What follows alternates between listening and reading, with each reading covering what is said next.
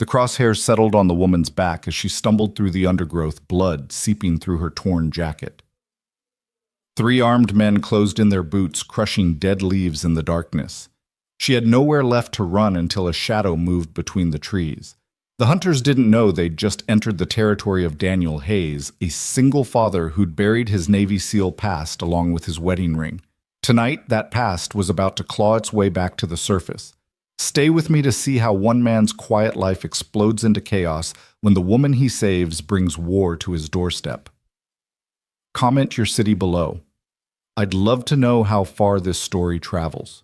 The rain started at dusk, fat drops that turned the mountain roads of Cedar Hollow into rivers of mud. Daniel Hayes stood at his kitchen window, watching the storm roll across the pine-covered ridges, while Sophie, his 8-year-old daughter, worked on her math homework at the table behind him. The pencil scratched against paper in a rhythm that had become the soundtrack to their quiet life. "Dad, what's 7 times 8? Sophie asked, her voice cutting through the drumming rain. "You know this one, sweetheart. Count it out." She groaned dramatically the way only 8-year-olds could manage. "But it's hard." "Hard things are worth doing." Daniel said the words automatic, borrowed from a different life when he'd said them to younger men preparing for war. He turned from the window, catching his reflection in the dark glass, a face that had aged beyond its 38 years' eyes, that held too many ghosts. The security company radio on the counter crackled to life. "Hayes, you there?" Daniel picked up the handset. "Go ahead, Mike." "Got a sensor trip on the north perimeter of the Brennan property. Probably just a deer, but the old man's paranoid about poachers. Can you swing by?" Daniel glanced at Sophie, who was now doodling in the margins of her homework. Mrs. Chen from next door could watch her for an hour. She always could. "Give me 20 minutes, he said into the radio. Sophie looked up, her brown eyes, her mother's eyes already knowing. "You have to work. Just for a bit. Mrs. Chen will come over." "Can't I come with you?" "Not in this weather, baby girl." He kissed the top of her head, inhaling the scent of her strawberry shampoo. "Finish your homework. I'll be back before bedtime." 20 minutes later, Daniel drove his truck along the muddy access road that bordered the Brennan property, windshield wipers fighting a losing battle against the rain. The headlights swept across dark trees that seemed to press in from both sides. He'd driven this route 100 times since taking the security job 2 years ago, but tonight felt different. The air itself seemed charged electric with the kind of tension he hadn't felt since Kandahar. He pulled over near the sensor location and killed the engine. The rain hammered on the truck's roof as he grabbed his flashlight and stepped out into the storm. Water immediately soaked through his jacket, but he barely noticed. His attention had shifted to something his conscious mind hadn't yet processed, that sixth sense that had kept him alive through 3 tours. The forest was wrong. Too quiet beneath the rain. No small animals rustling. No nightbirds. Daniel moved into the trees, his footsteps silent despite the wet leaves. The flashlight remained off. His eyes had already adjusted to the darkness, picking out shapes and shadows with practiced ease. 50 yards in, he found the first sign, broken branches at shoulder height, too deliberate to be wildlife. Then he heard it, labored breathing barely audible above the rain. He froze listening. The breathing came from his left, maybe 30 feet away. Not an animal. Human. In distress. Daniel approached slowly, every sense alert. Through a gap in the trees, he saw her. The woman was pressed against a massive pine trunk, trying to make herself invisible. Her dark hair was matted with rain and what looked like blood. Her jacket was torn at the shoulder, revealing a gash that needed immediate attention. She clutched something against her chest, a waterproof bag held like her life depended on it. Daniel was about to announce himself when he heard them voices coming from the north. Multiple men moving with purpose but without stealth. Hunters who believed their prey was already cornered. "She went this way," a voice called out. "Blood trail leads straight through here." The woman's eyes went wide with terror. She pushed herself away from the tree, ready to run, but her legs gave out. She fell to her knees in the mud, a sob escaping her lips. Daniel made his choice in an instant. He moved from cover, covering the distance between them in 3 quick strides. Her head snapped up, mouth open to scream, but he pressed a finger to his lips. "If you want to live, do exactly as I say," he whispered. She stared at him, calculating her options in a heartbeat. Then she nodded. Daniel pulled her to her feet, noting how she bit back a cry of pain. Can you run? I think so. Good. Stay close. He half carried her through the trees, moving perpendicular to the approaching voices. His truck was too far and they'd hear the engine anyway. But there was another option, an old ranger station abandoned for years that he'd discovered during his security rounds. More importantly, it had something the hunters wouldn't expect. The voices grew louder behind them. Found more blood. She's close. The woman stumbled, and Daniel caught her before she fell. In one smooth motion, he lifted her into his arms and ran. She weighed maybe 120, light enough that he could maintain speed even through the undergrowth. She pressed her face against his chest, her body trembling from cold and fear. The ranger station materialized from the darkness, a small wooden structure that had seen better decades. Daniel kicked the door open and set the woman down inside. Her legs immediately buckled and she caught herself on a dusty table. Thank you, she gasped. Thank you, but they'll find us. They have thermal imaging night vision. Not down there they won't.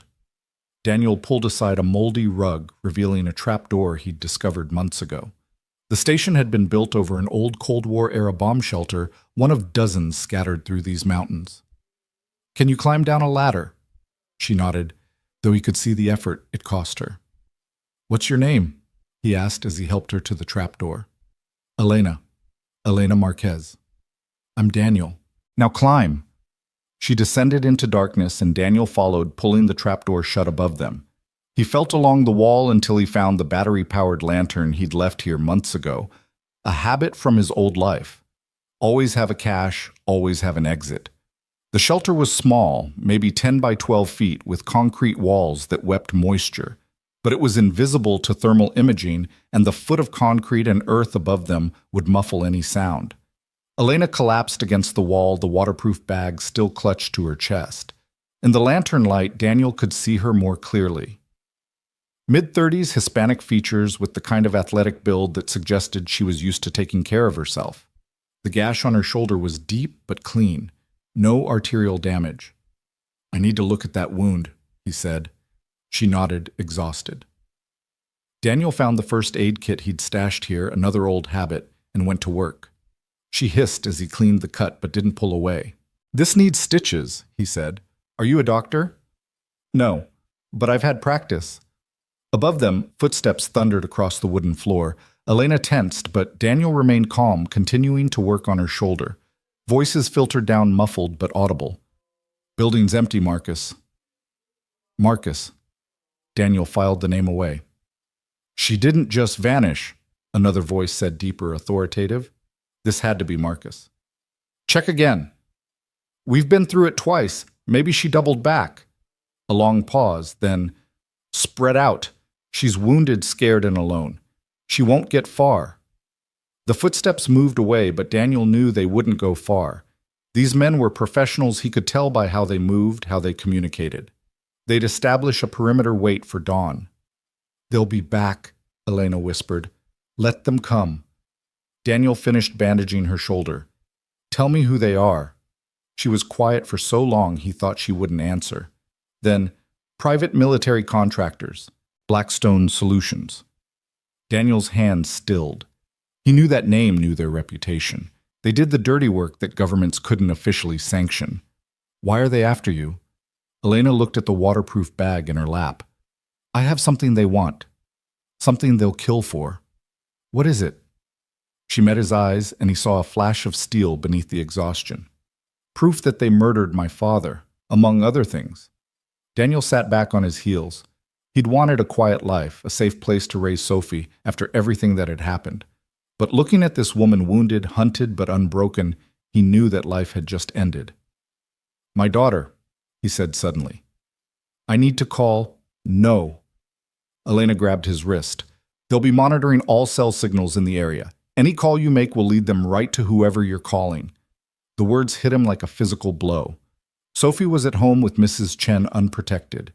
If these men were as thorough as they seemed, I have to go, he said, standing. You can't. They'll kill you the moment you step outside. They can try.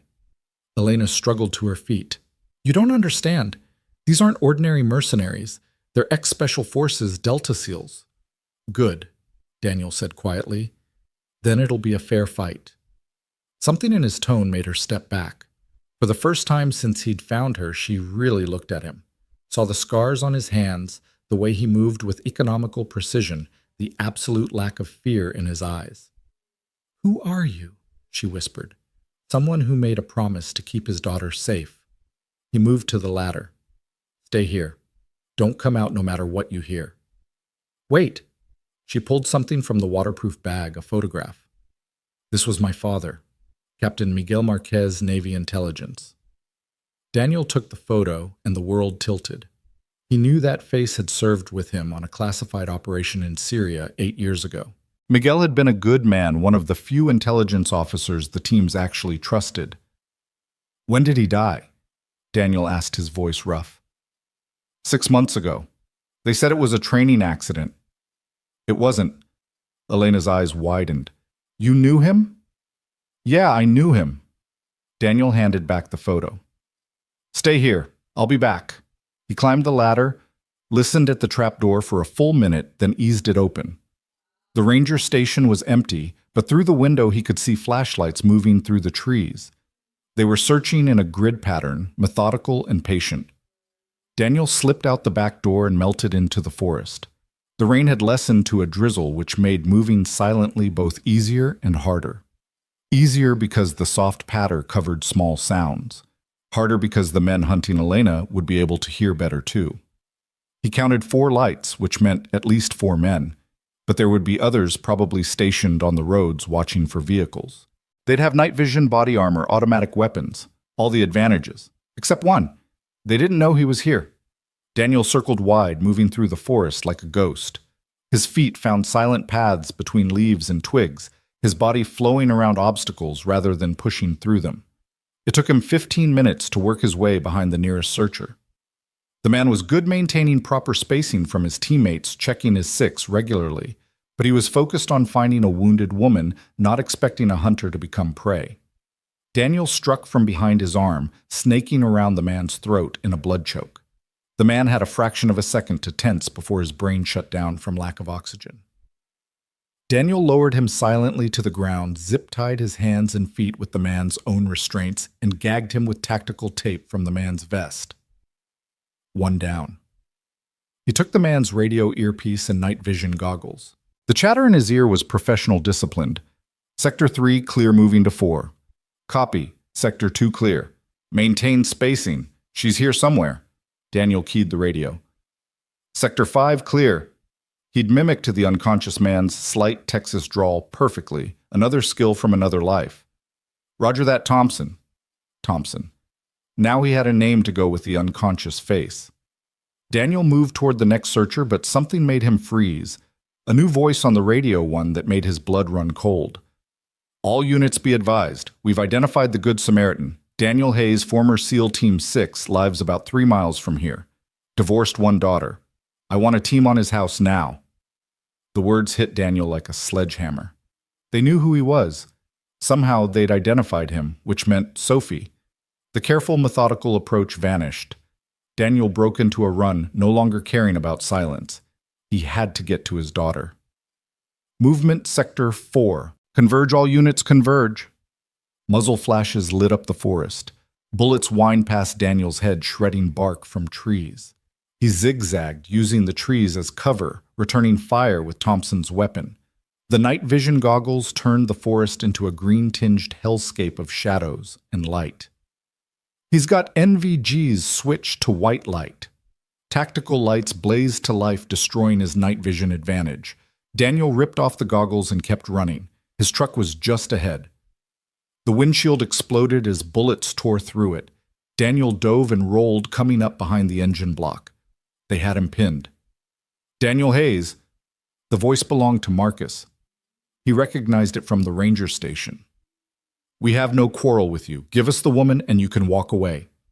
Daniel checked Thompson's weapon, half a magazine left. Not enough. "I've got a better idea," he called back. "You walk away and I won't have to kill you all." Marcus laughed. "You're outnumbered and outgunned, Hayes. Don't be stupid." "Wouldn't be the first time." Daniel pulled the truck's emergency kit from behind the seat. road flares, jumper cables, and perfect a can of Fix-A-Flat. He shot 3 holes in the can, then lit a road flare and threw both toward the tree line. The Fix-A-Flat exploded in a ball of flame, not dangerous, but bright and loud. Daniel used the distraction to sprint in the opposite direction back toward the ranger station. If he could get Elena to his hidden dirt bike. Pain exploded through his left shoulder as a bullet found its mark. Daniel stumbled but kept running. Blood soaked his shirt, but he'd had worse. The ranger station came into view. He burst through the door and dropped through the trap door without using the ladder. Elena jumped, raising a pistol she'd found somewhere. "It's me," Daniel gasped. "We have to go, now." She saw the blood and paled. "You're shot." "I've been shot before. Can you ride a motorcycle?" "Yes, but..." "Then move." He grabbed the go bag he'd hidden here, cash, fake IDs, weapons, all the paranoid preparations of a man who'd made too many enemies. They climbed out of the shelter as footsteps pounded toward the station. "Back door," Daniel hissed. They slipped out as the front door crashed open. The dirt bike was hidden under a camo tarp 50 yards into the forest. Daniel ripped the tarp away and kick-started the engine. Elena climbed on behind him, pressing the waterproof bag between their bodies. "Hold on!" The bike roared to life, and Daniel twisted the throttle. They shot through the forest branches, whipping at their faces. Behind them, shouts and gunfire erupted. Daniel knew these woods had memorized every trail, every shortcut. The bike flew over a fallen log, landed hard, and kept going. They burst onto a fire road, and Daniel turned hard, the back wheel sliding in the mud. Elena's arms tightened around his waist as they accelerated. The main road was just ahead. A black SUV roared out of nowhere, trying to ram them. Daniel turned at the last second, the SUV's mirror clipping his shoulder. Pain flared from his bullet wound, but he held on. They shot past the SUV, which tried to turn but slid in the mud. 5 minutes later, they were on the main road racing toward town. Daniel's mind calculated rapidly. They'd have teams at his house, probably at the police station too. But there was one place they might not expect: the old Methodist church on the edge of town. It had been abandoned for years, but Daniel had played there as a kid, knew all its hiding spots. He turned off the main road onto a gravel path that led to the church. The bike's headlight illuminated the weathered wooden structure, its steeple tilting at a dangerous angle. Daniel killed the engine and half fell off the bike. Elena caught him before he hit the ground. "We need to stop that bleeding," she said. "Inside first." The church door hung on one hinge. They pushed inside, Elena supporting more of Daniel's weight with each step. The interior was a maze of overturned pews and scattered hymn books, lit by moonlight streaming through broken windows. Daniel led them to the basement door, hidden behind what had once been the altar. The basement was dry, windowless, and most importantly had a tunnel that led to the old parsonage next door, a leftover from Prohibition, when the church had been a stop on the bootlegger's route. Once they were safely in the basement, Elena helped Daniel sit against the wall. She found an old tablecloth and tore it into strips. "This is going to hurt," she warned. "Just do it." She packed the wound and wrapped it tight. Daniel gritted his teeth but made no sound. When she was done, he was pale but steady. "We can't stay here long," he said. "I need to get to my daughter. They'll be watching your house." "I know. That's why we're not going to my house." He pulled out a burner phone from his go bag, one that had never been turned on completely clean. "There's someone I trust, someone they won't expect." He dialed a number from memory. It rang once, twice. "Hello?" The voice was gruff, irritated at being woken. "Tom, it's Daniel. I need you to listen very carefully." Tom Brennan, the paranoid millionaire whose property Daniel patrolled, former Marine Vietnam vet, and the only person in Cedar Hollow who knew even part of Daniel's real history. "Daniel, what's wrong?" "I need you to get Sophie, Mrs. Chen's house. Bring them both to your panic room. Do it now. Don't ask questions." There was a pause then. "How many?" "Once a Marine, always a Marine." Tom was asking about the threat. "At least 6, probably more, professional contractors. Equipment. Full tactical." "Roger that. Moving now. What about you?" "I'll be there when I can. Tom, if anyone else shows up claiming to be me, they'll leave in pieces. Go dark, brother. I've got your 6. The line went dead. Daniel leaned back, finally allowing himself a moment to breathe. Sophie would be safe. Tom's compound was a fortress, and the old Marine was still deadly even at 70.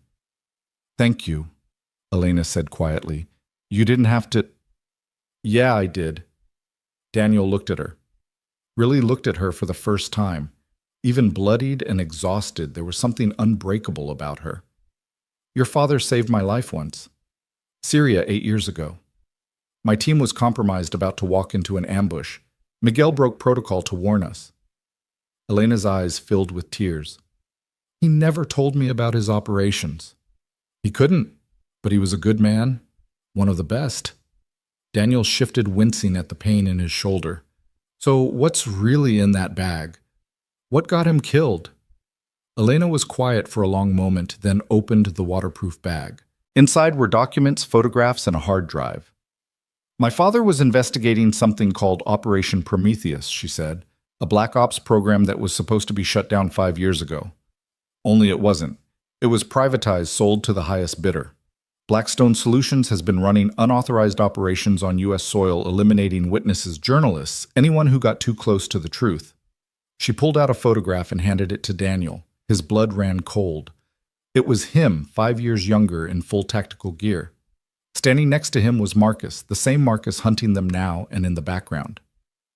"That's my wife," Daniel said, his voice hollow. "Ex-wife. She died in a car accident 6 months after this was taken." Elena's hand covered his. "I don't think it was an accident."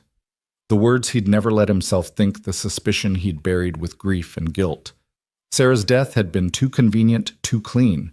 She'd been driving to meet him to tell him something important about his last mission when her car went off a cliff. No skid marks, no mechanical failure found. Your father had proof. He was gathering it when they killed him. But yes, there are documents that suggest several accidents were actually assassinations, including Sarah Hayes. Daniel closed his eyes, rage and grief warring in his chest. For 3 years he'd blamed himself. If he hadn't been deployed, if he'd been home more, if he'd chosen his family over his career.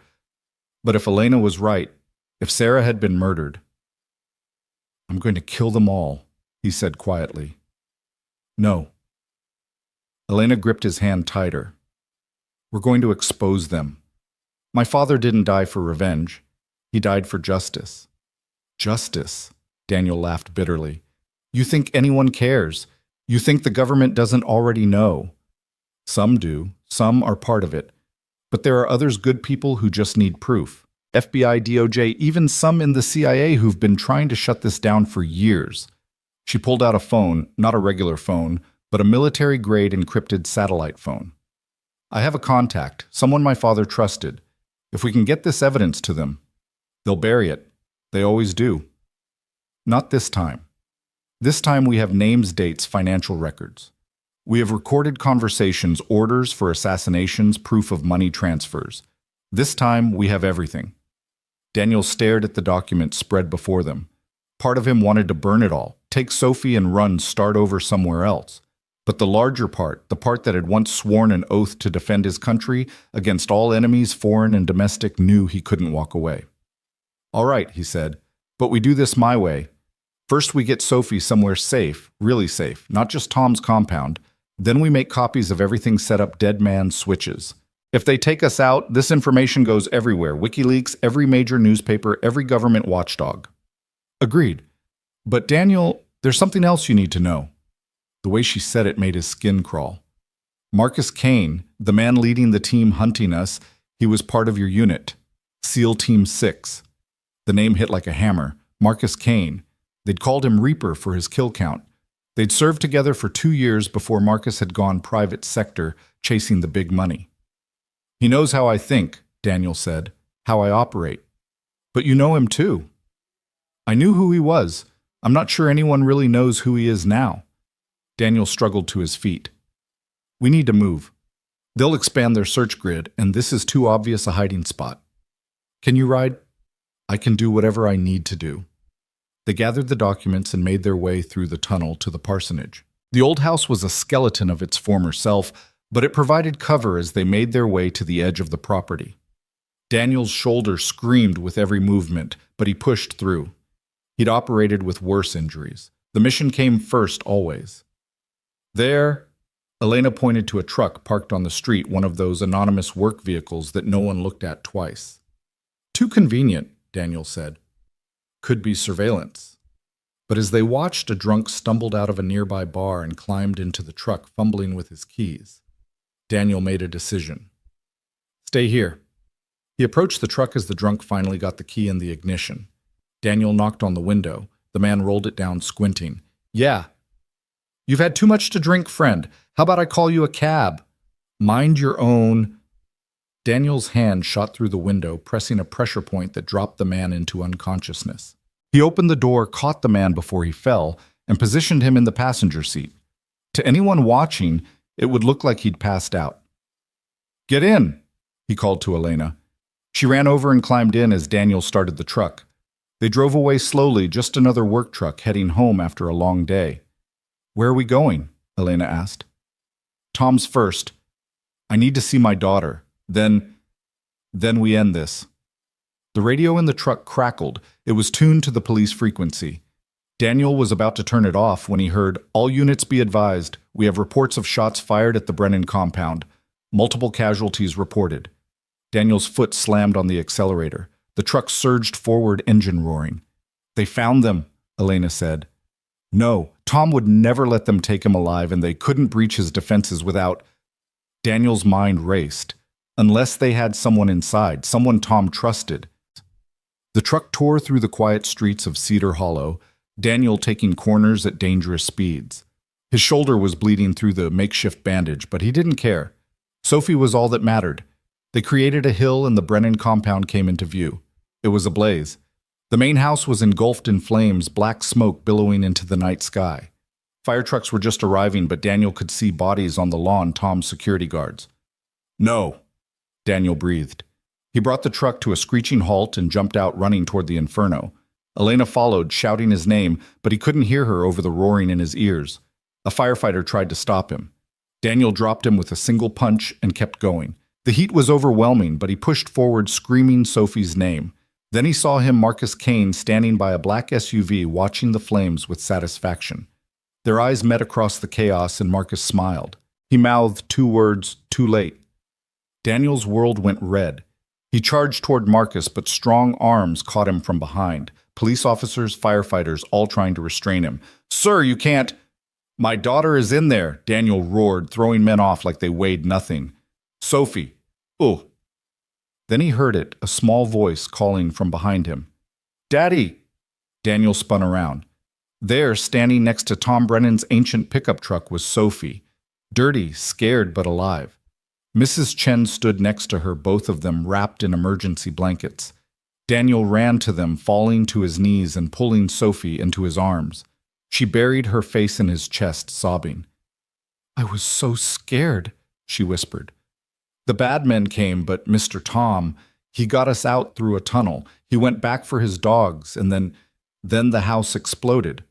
Daniel looked over at the burning compound. Tom Brennan, paranoid old Marine, had saved his daughter's life at the cost of his own. "Listen to me, baby," Daniel said, pulling back to look at Sophie's face. "I need you to be very brave. We have to go away for a while." "Are we running from the bad men?" "No, sweetheart. We're going to stop them." Elena appeared beside them. "Daniel, we have to move. Now!" Sirens wailed as more police arrived. In minutes, this place would be locked down, and Marcus had enough connections to control the narrative. They'd be painted as suspects, not victims. Daniel stood, lifting Sophie into his arms. "Mrs. Chen, do you have family somewhere else?" The elderly woman nodded. "My sister, San Francisco." "Go to her, tonight. Don't pack, don't go home first. Elena, give her 5,000 from the bag." Elena didn't hesitate, pulling cash from the go bag and pressing it into Mrs. Chen's hands. "Thank you," Daniel told the old woman, "for everything." She touched Sophie's face gently. "You keep her safe. With my life." They ran to the stolen truck, Daniel buckling Sophie into the back seat. As they drove away, he could see Marcus in the rearview mirror standing like a dark sentinel against the flames. This wasn't over. It was just beginning. "Where are we going?" Elena asked. Daniel thought of all the safe houses he'd set up over the years, all the contingency plans he'd never thought he'd need. But there was only one place Marcus wouldn't expect, one place that might give them the time they needed. North, he said. There's an old cabin in the mountains completely off the grid. We can regroup there, make our plan. And then Daniel met Elena's eyes, and she saw the predator that lived beneath the suburban father exterior. Then we hunt. Sophie had fallen asleep in the back seat, exhausted by terror and adrenaline. Daniel drove through the night, taking back roads and Forest Service tracks that didn't appear on any GPS. His shoulder throbbed with each turn of the wheel, but he pushed through the pain. Elena worked beside him using the satellite phone to send encrypted copies of the documents to multiple secure servers. Insurance in case the worst happened. "Tell me about Marcus," she said quietly. "If we're going to beat him, I need to understand him." Daniel was quiet for a long moment, remembering. Marcus was the best operator I ever served with. Ruthless, brilliant, absolutely without fear. But there was something else, something broken inside him. He didn't just excel at violence, he loved it. Why did he leave the teams? Officially, he was offered a better opportunity in the private sector. Unofficially, command was getting uncomfortable with his methods. There were rumors about what happened to prisoners in his custody, about operations that went sideways because Marcus decided to send a message instead of following orders. And now he's doing the same thing for Blackstone. No, now he's doing it for himself. Blackstone is just the latest employer. Marcus goes where the money is, where he can do what he does best without restrictions. The truck climbed higher into the mountains, the roads becoming rougher, more primitive. Finally, Daniel turned onto a track that was barely visible in the darkness. "From here we walk," he said. They woke Sophie gently, and Daniel carried her on his back despite his wounded shoulder. Elena carried the bags, following Daniel through the dark forest. After 20 minutes of hiking, a small cabin materialized from the shadows. It wasn't much, one room with a loft, no electricity or running water. But it had a wood stove supplies for a month, and most importantly, it was invisible. Daniel had bought it under an alias years ago, paid cash, never told anyone about it. Once inside with Sophie tucked into the bed in the loft and Elena keeping watch, Daniel finally allowed himself to examine his shoulder properly. The bullet had gone through cleanly, missing anything vital, but it needed proper treatment. Elena helped him clean and dress it properly with supplies from the cabin's medical kit. Her hands were gentle but efficient. "You've done this before," he observed. "I wasn't always a journalist. I was an army nurse before I started investigating military corruption." "What made you change careers?"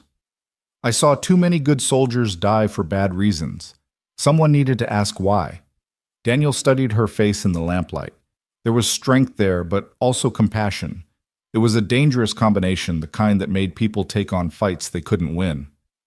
"Your father would be proud," he said. "I hope so." She finished taping the bandage.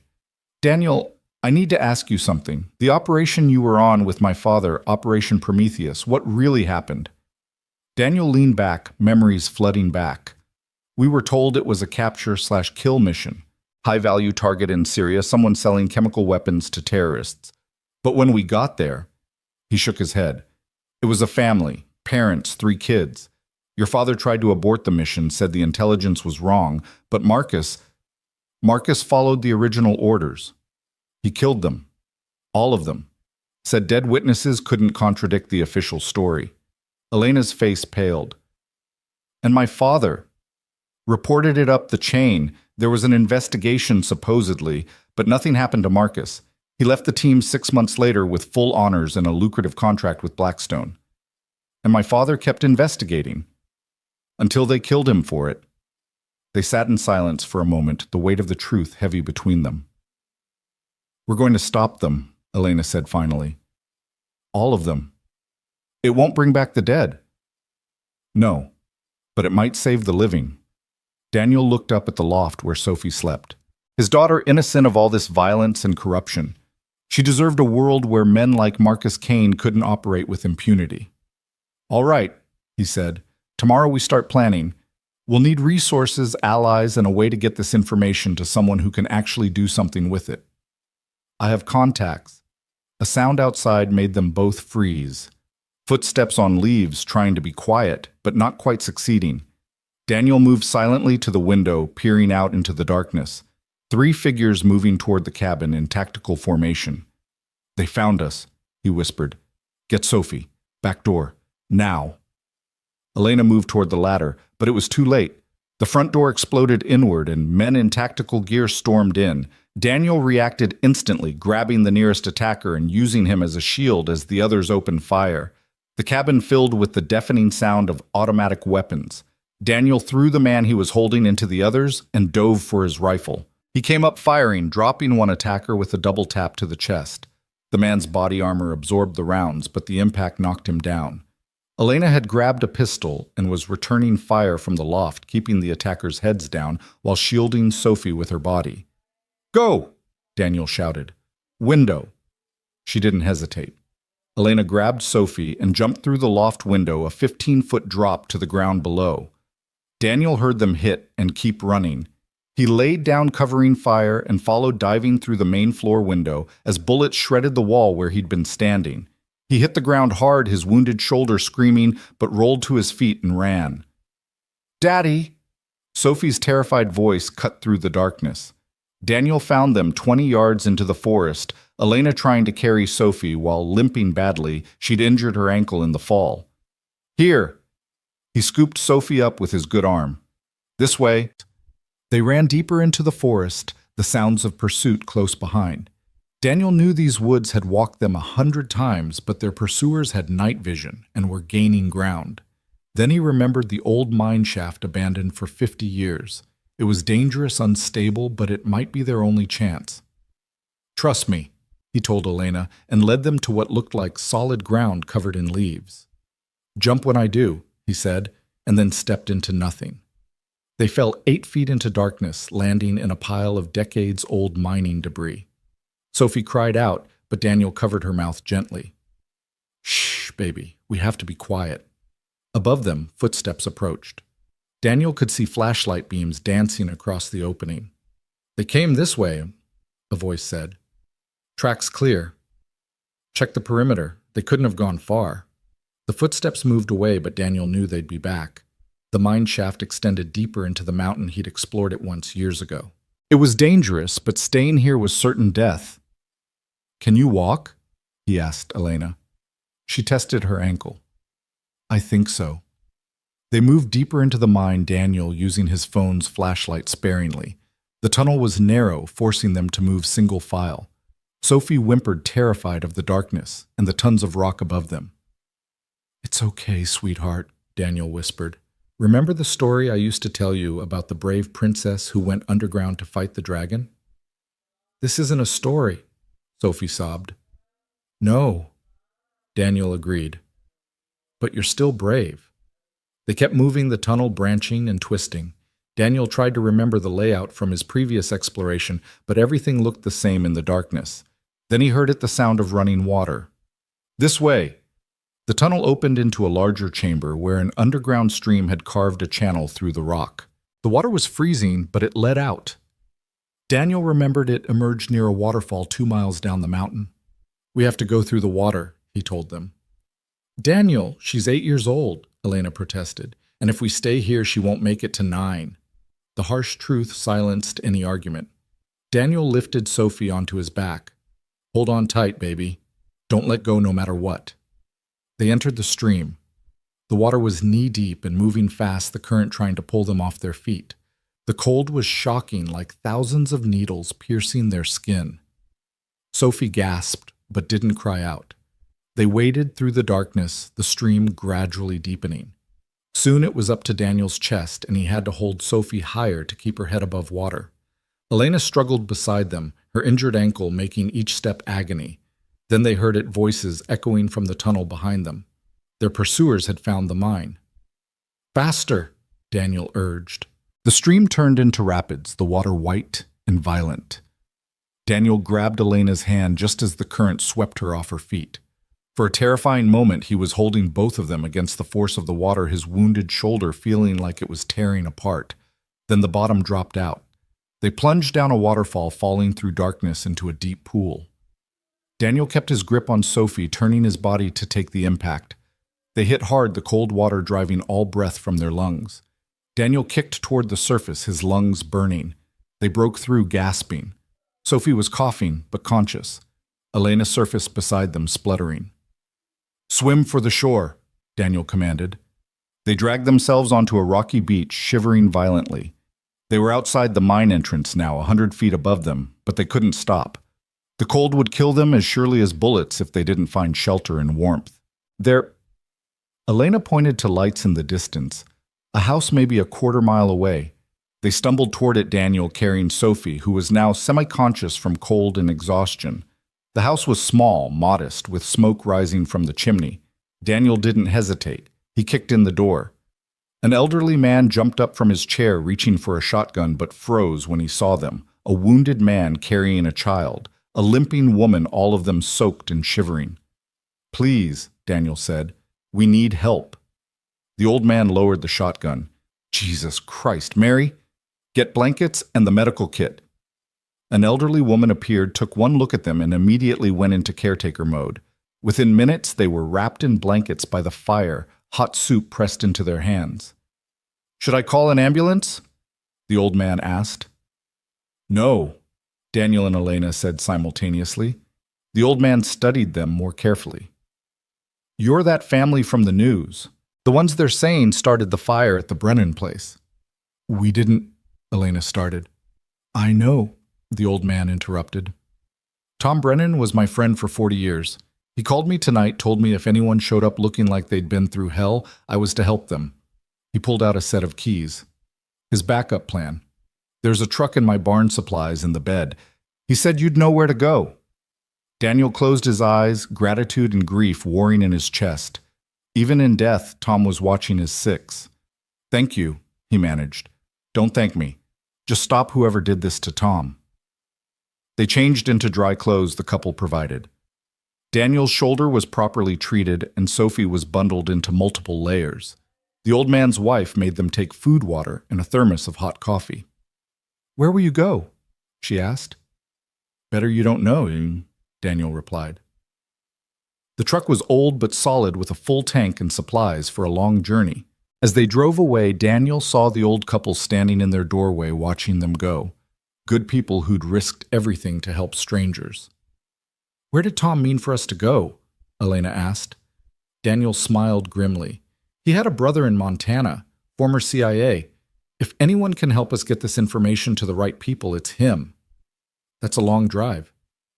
15 hours if we push it, but first we need to make a stop." "Where?" "My storage unit. There are things there we'll need." They drove through the rest of the night, Sophie sleeping fitfully in the back. As dawn broke, they pulled into a storage facility on the outskirts of a small town 50 miles from Cedar Hollow. Daniel punched in the code, and the gate opened. Unit 47 was in the back, away from cameras. Inside was his past weapons, communications, equipment cache, in multiple currencies and documents he'd hoped never to need again. "My God," Elena breathed. "You were preparing for war." "I was preparing to disappear," Daniel corrected. "But war will do." He loaded specific items into duffel bags, encrypted satellite phones, night vision equipment, body armor that would fit Elena, and weapons. Lots of weapons. "Is all this legal?" Elena asked. "Does it matter anymore?" She had no answer to that. As they loaded the truck, Daniel's tactical phone, one that only 3 people in the world had the number for, buzzed. He looked at the message, and his blood ran cold. "Hello, brother," it read. "Nice disappearing act at the mine. But you can't run forever. I have something you want. You have something I need. Let's make a deal. M." Attached was a video. Daniel opened it with trembling hands. It was Tom Brennan, bloodied but alive, tied to a chair. "He's alive," Daniel breathed. Tom looked into the camera and spoke, his voice rough but unbroken.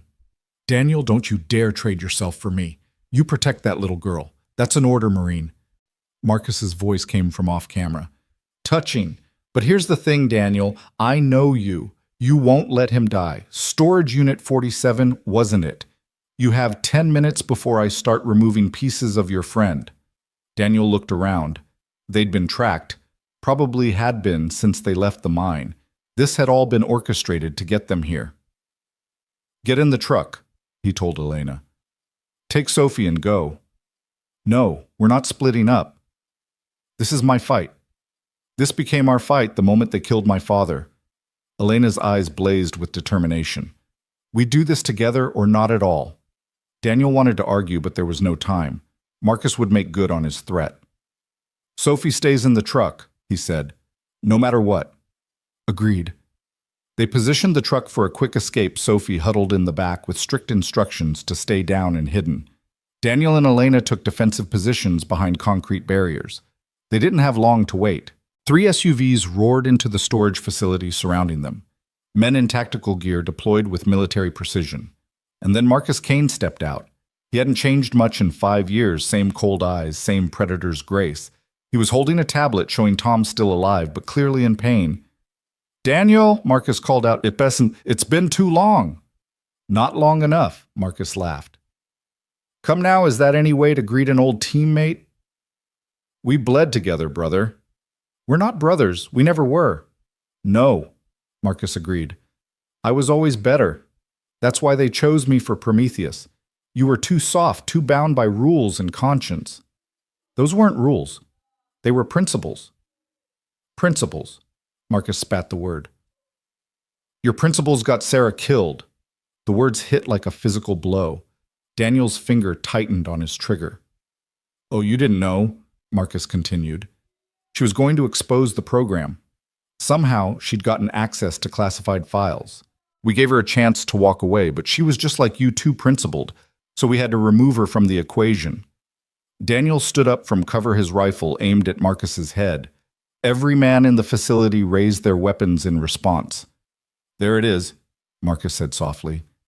There's the killer I trained with, the one who could put a bullet through a man's eye at 1,000 yards and sleep like a baby that night. I'm going to kill you, Daniel said quietly.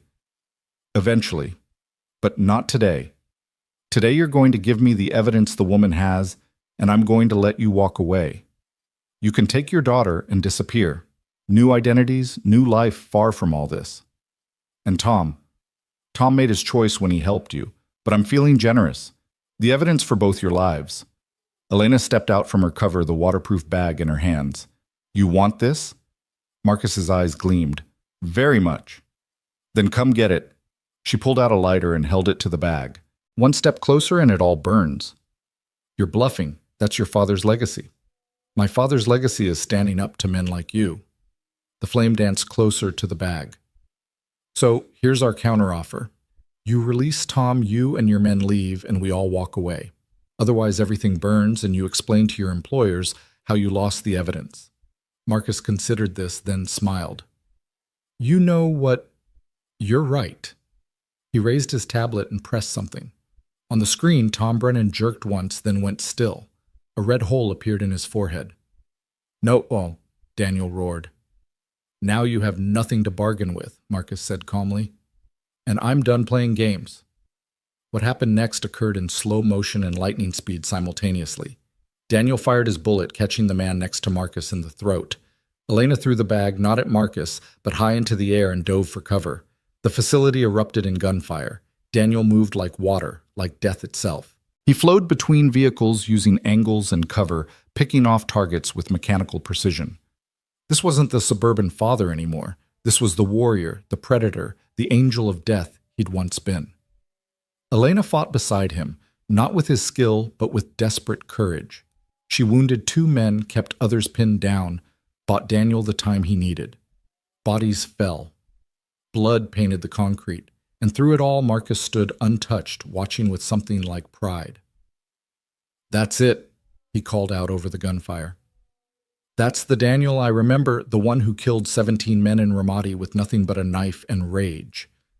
Daniel emerged from behind an SUV, his rifle empty. Marcus faced him, also out of ammunition. They stood 20 feet apart, surrounded by the dead and dying.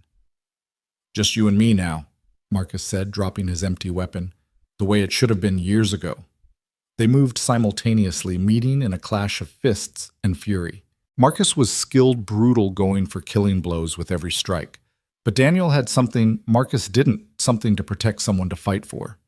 The battle raged across the storage facility. They used everything as weapons, pipes, chains, broken glass. Both men bled from dozens of wounds, but neither would yield. Finally, Daniel managed to get Marcus in a chokehold. He squeezed with all his remaining strength, feeling Marcus struggle, then gradually weaken. "Do it," Marcus gasped. "Kill me. Become me." Daniel wanted to. God, how he wanted to. But then he heard Sophie crying in the truck, heard Elena calling his name, and he knew. Killing Marcus would be easy. Living with Sophie being the father she deserved, that was hard. He released Marcus, who collapsed gasping to the ground. "You're done," Daniel said. "The evidence is already uploaded to a dozen servers. In 1 hour, every major news outlet and law enforcement agency gets copies unless Elena makes a call. You run now, maybe you get away. Maybe you find a non-extradition country to hide in. But your war is over." Marcus laughed, blood running from his mouth. "You think you've won? You have no idea how deep this goes, how many people are involved. You've won a battle, not the war.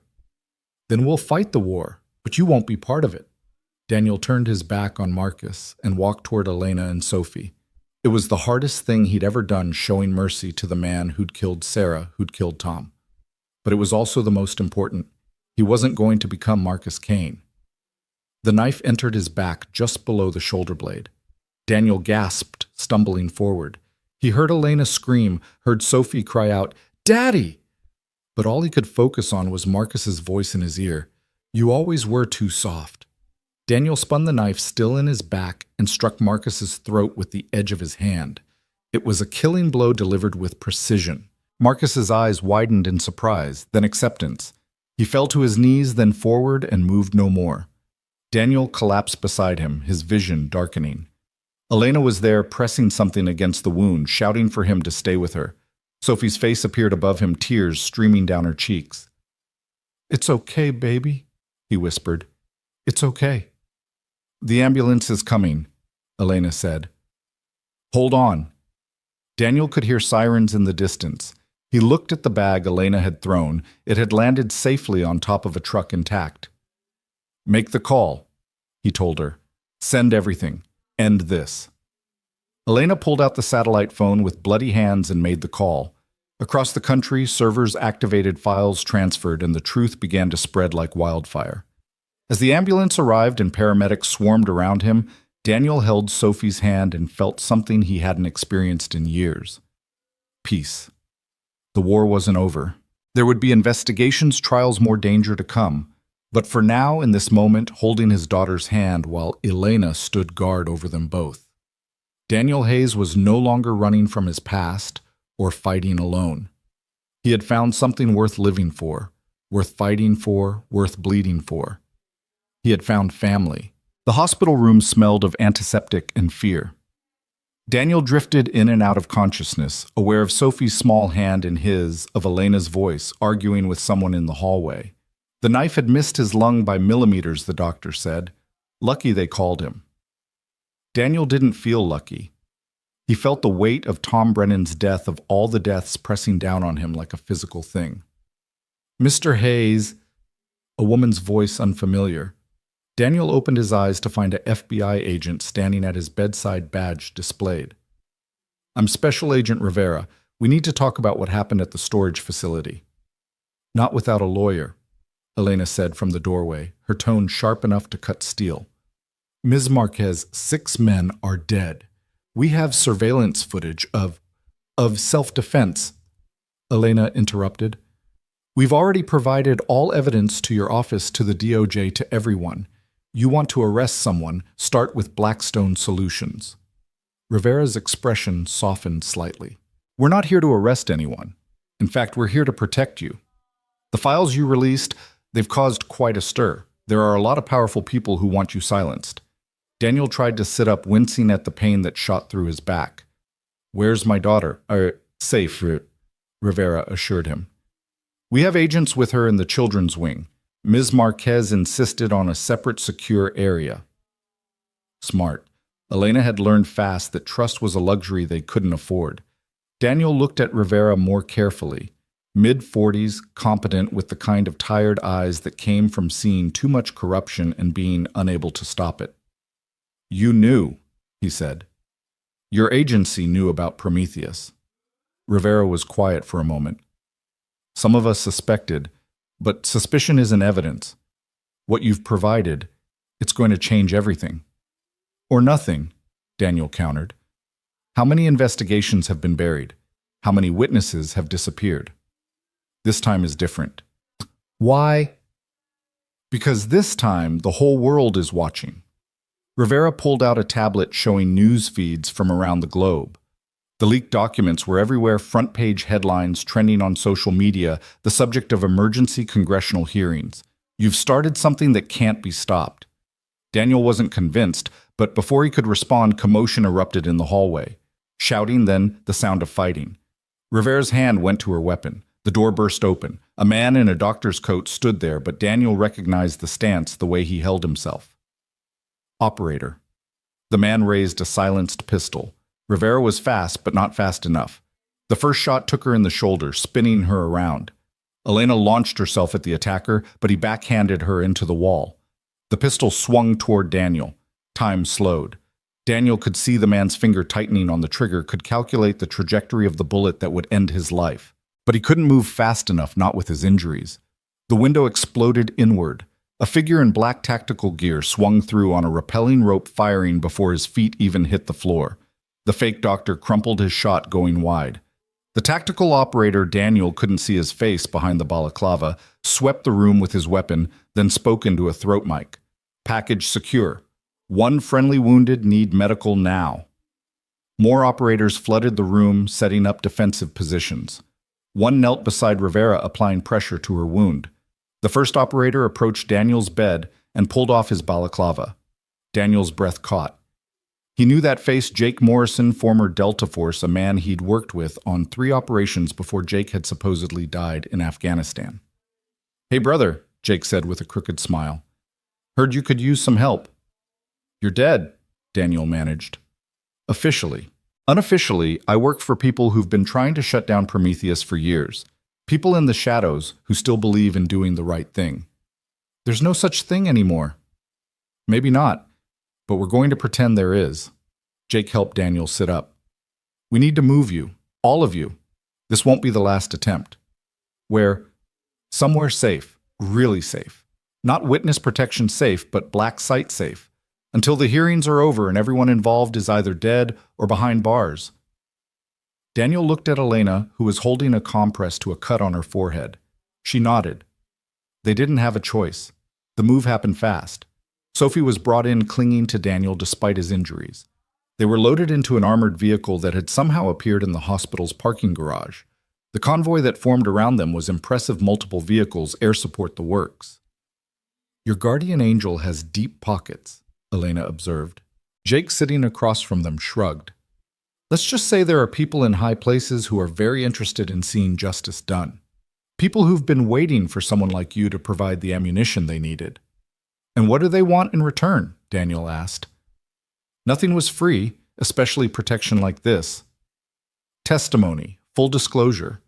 Everything you know about Prometheus, about Blackstone, about Marcus Kane's operations." "Marcus is dead." "Marcus Kane was middle management," Jake said. "This goes all the way to the top. Defense contractors, senators, even some people in the intelligence community.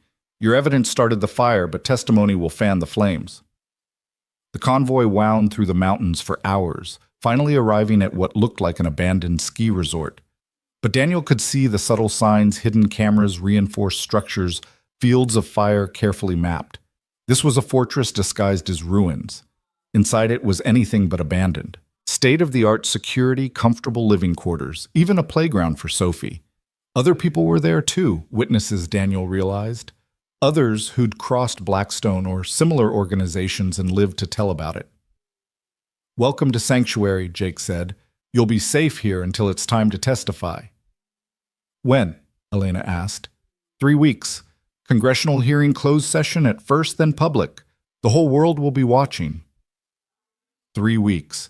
Daniel could hardly imagine being still that long, but Sophie needed stability, needed to feel safe. He watched her explore the playground, already making friends with another child whose parents were presumably also in hiding. "She's resilient," Elena said, following his gaze. "Like her father." "She shouldn't have to be." Elena touched his arm gently. "But she is. And that's what's going to get her through this." The days at Sanctuary fell into a routine. Daniel's wound healed slowly, too slowly for his liking. He spent hours being debriefed by federal prosecutors, walking them through every detail of his service, every mission that connected to Prometheus.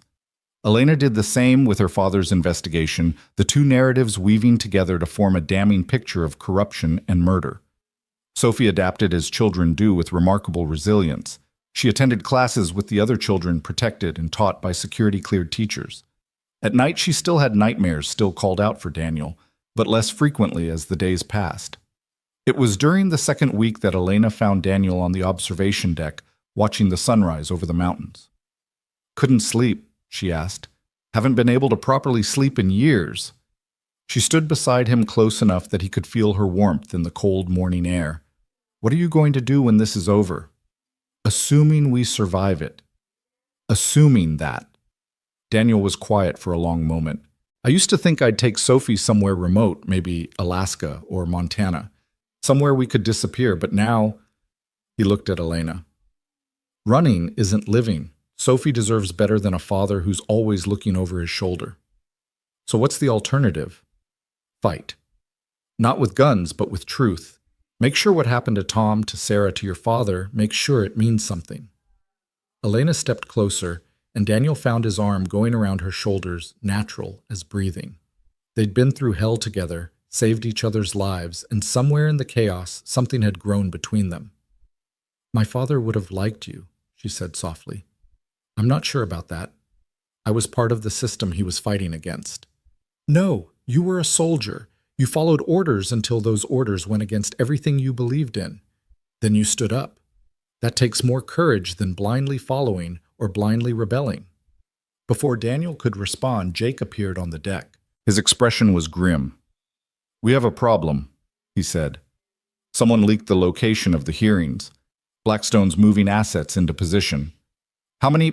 Daniel asked, already shifting into tactical mode. "Our intelligence suggests at least 3 teams. They're not going to let you testify." "So we changed the location." "It's not that simple. This is a congressional hearing. The location was set months ago. Security's already in place." "Then increase it." Jake shook his head. "You don't understand. Some of the security is theirs. We don't know who we can trust." Daniel felt the familiar weight of incoming disaster. They'd been naive to think Blackstone would simply let them testify that the rule of law still meant something to these people. "What are our options?" Elena asked. "We can try to get you there in secret, hope we can protect you long enough to testify, or you don't go. You stay hidden, stay safe." "That's not an option," Daniel said flatly. "We testify, or all of this was for nothing." Jake nodded like he'd expected that answer. "Then we do this smart.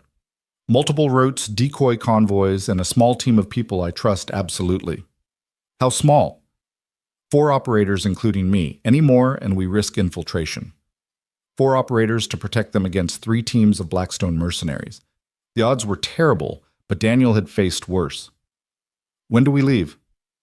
"Tomorrow night. We'll move under cover of darkness, take a route they won't expect." The next 36 hours passed in tense preparation. Daniel worked with Jake's team, planning routes, contingencies, fallback positions. Elena prepared her testimony, organizing the evidence into a coherent narrative that would be impossible to deny or dismiss. Sophie sensed the tension and became clingy, refusing to let Daniel out of her sight.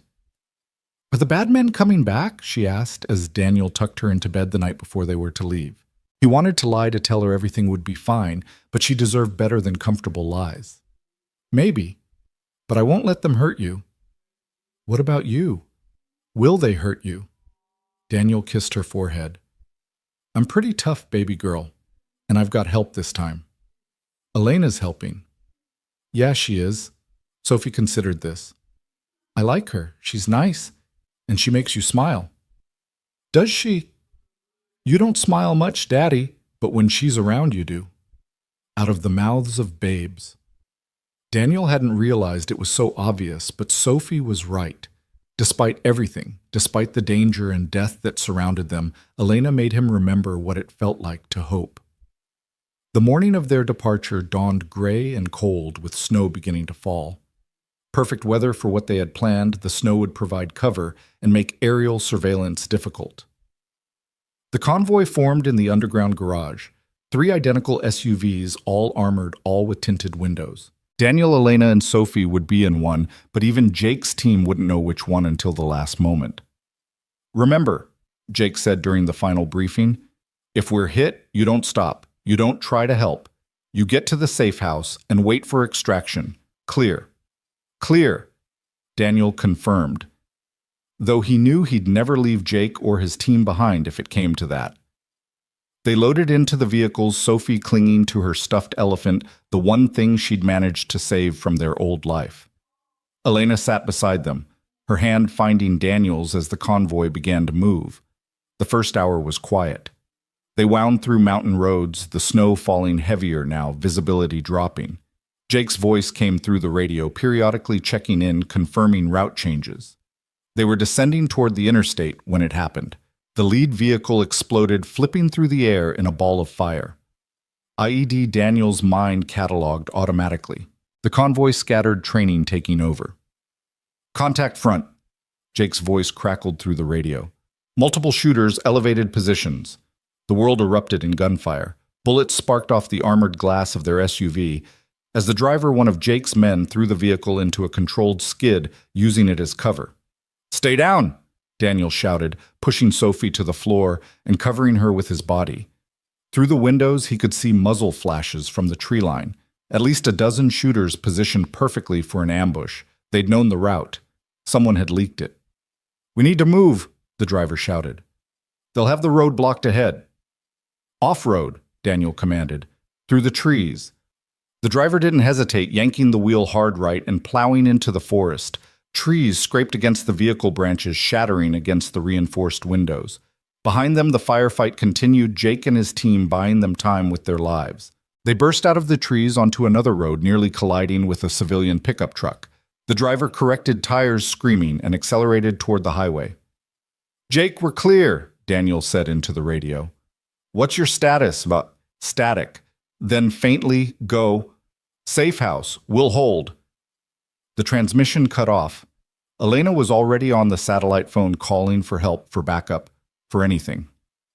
But Daniel knew the truth. They were on their own now.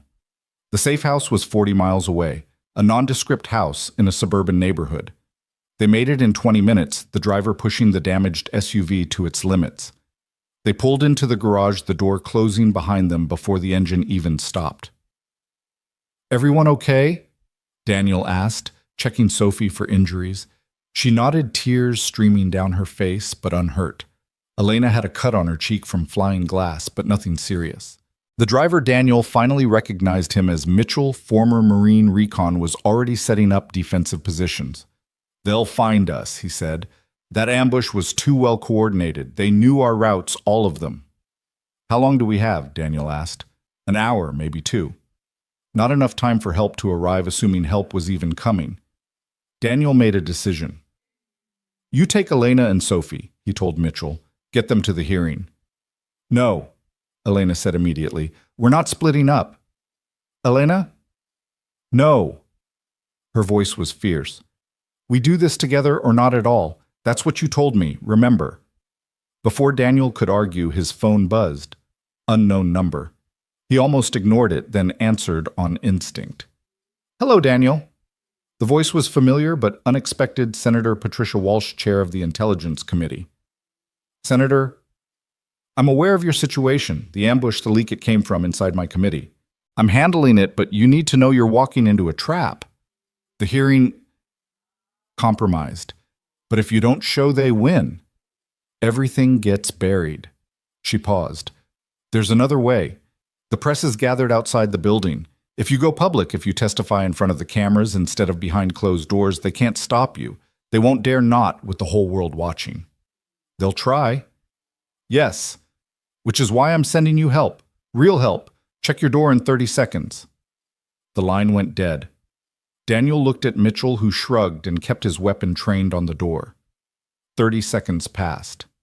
A knock. 3 short, 2 long, 1 short. Military pattern. Daniel opened the door carefully. A full tactical team stood outside 8 operators in unmarked gear.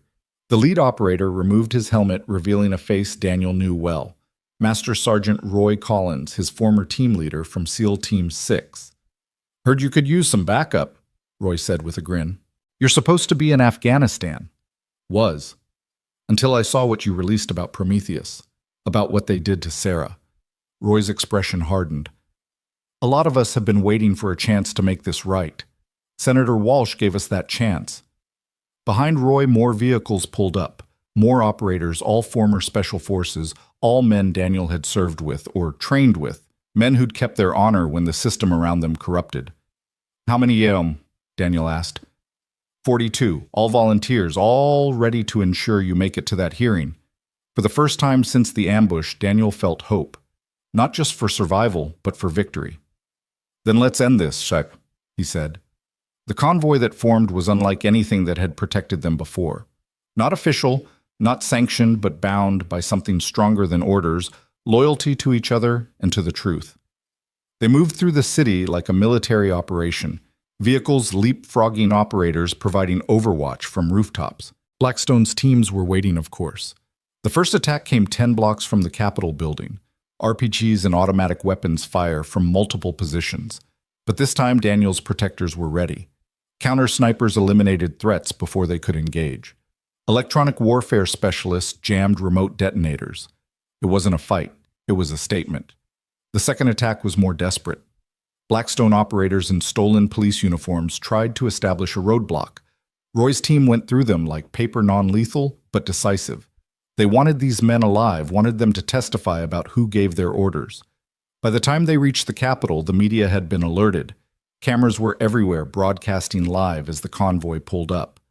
Daniel stepped out first, then helped Sophie down. Elena followed, the evidence bag clutched in her hands. The crowd of reporters surged forward, but Roy's team held them at a respectful distance. Daniel could see senators watching from the building's windows, some looking pleased, others terrified. The truth was coming, and there was nowhere left to hide. "Mr. Hayes," a reporter shouted, "will you testify about Operation Prometheus?" Daniel stopped at the bottom of the Capitol steps, Sophie's hand in his, Elena beside him. He looked directly into the nearest camera. "I'm going to testify about all of it," he said clearly. "About the illegal operations, the murders, the cover-ups, about how private military contractors have been conducting unauthorized operations on American soil, about how they killed my wife Elena's father and dozens of others who tried to expose them." "Can you prove these allegations?" another reporter called. Elena held up the evidence bag. "We have documents, recordings, financial records, everything needed to prove that Blackstone Solutions and their allies in government have been operating outside the law for years." "And you'll name names?" someone asked.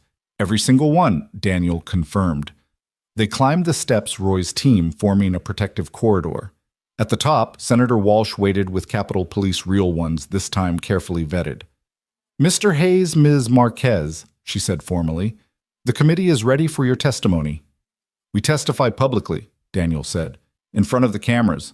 Walsh smiled slightly. "I thought you might say that. We've arranged for the hearing to be held in the main chamber. Every major network will be broadcasting live." They entered the building, footsteps echoing in the marble halls. Sophie walked between Daniel and Elena, brave despite her fear. Behind them, Roy's team maintained security ready for any last-minute attempts to stop them. The hearing chamber was packed. Senators, reporters, officials from various agencies, all waiting to hear what Daniel and Elena had to say. At the witness table, 2 chairs waited. 3. Daniel corrected mentally as a Senate aide quickly added a 3rd chair for Sophie. As they took their seats, Daniel saw the men and women scattered throughout the crowd, their bearing marking them as operators. Blackstone's last line of defense, probably armed despite security, but they couldn't act not with cameras rolling, not with the whole world watching. Senator Walsh called the hearing to order. "Mr. Hayes, Ms. Marquez, you understand you're testifying under oath." "We do," they said in unison. "Then please begin." Elena went first. her voice clear and steady as she laid out her father's investigation. She showed documents, played recordings, presented evidence that was impossible to refute. The chamber was silent except for her voice and the scratch of reporters' pens. When it was Daniel's turn, he started at the beginning. His recruitment, his training, his missions. He named names, dates, locations. He described operations that were supposedly classified but had actually been illegal. He talked about Marcus Kane, about the culture of violence for profit that had infected private military contracting. And then he talked about Sarah. My wife was murdered because she discovered the truth about Operation Prometheus. He said, his voice thick with controlled emotion. She was killed on the orders of men who are probably in this room right now. Men who thought they were above the law, above justice. That's a serious accusation, Mr. Hayes. A senator interrupted Senator Graves. Daniel noted one of Blackstone's biggest supporters. Do you have proof? Daniel looked him directly in the eye. Check your bank account, Senator. The ones in the Caymans you thought were hidden. We have the records. We have everything. Graves went pale, sinking back in his chair. The testimony continued for hours. By the end, the scope of the conspiracy was clear. Dozens of operations, hundreds of deaths, billions of dollars in illegal profits, and all of it traceable, provable, undeniable. When they finally finished, the chamber erupted. Senators shouting for investigations, reporters rushing to file stories, federal agents moving to arrest those who'd been named. In the chaos, Daniel felt a small hand slip into his. Is it over, Daddy? Sophie asked. Almost, baby. Almost. But even as he said it, Daniel saw movement in his peripheral vision, one of the Blackstone operators in the crowd reaching inside his jacket. Time slowed as it always did in these moments. The operator pulled out not a weapon, but a phone. He looked at it, then at Daniel, and slowly shook his head. Whatever order he'd been waiting for, it wasn't coming. Or perhaps seeing the truth laid bare, he'd chosen not to follow it. One by one, the other Blackstone operators in the crowd stood and walked out. Not in defeat, but in surrender. The war was over. They'd lost. Outside the Capitol, the crowd had grown enormous. When Daniel, Elena, and Sophie emerged, a cheer went up. Not for celebrities or politicians, but for ordinary people who'd stood up to extraordinary evil and won. Roy's team escorted them through the crowd to waiting vehicles. Not to another safe house, but to a hotel where they could finally rest, finally process everything that had happened. That night, as Sophie slept peacefully for the first time in weeks, Daniel stood on the hotel balcony looking out over the city. Elena joined him as he'd known she would. What now? She asked. Now we rebuild. Sophie needs a normal life, or as normal as possible after all this. And us?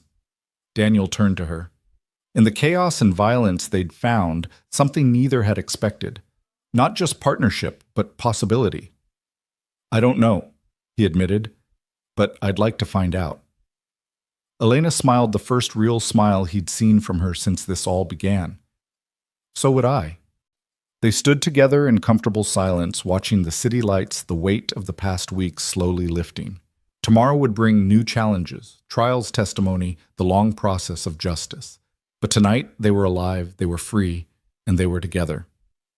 In the room behind them, Sophie stirred in her sleep, then settled. No nightmares tonight.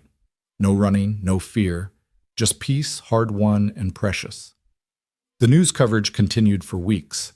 The trials would go on for years. But the immediate danger was over. Blackstone Solutions was disbanded, its leaders arrested or fled. The corrupt officials who'd enabled them were exposed, their careers and freedom forfeit. Daniel found them a house outside Denver, not hidden, not fortified, just a normal house on a normal street. Sophie started at a new school, made friends, joined the soccer team. She still had nightmares, sometimes still flinched at loud noises. But children are resilient. She was healing. Elena moved into the guest room, initially maintaining the fiction that she was just staying temporarily while she wrote her book about the investigation. But her toothbrush migrated to the main bathroom. Her clothes filled the empty side of the closet. Her laptop took up permanent residence on the kitchen table. One evening, 3 months after the hearing, Daniel found her there, typing furiously.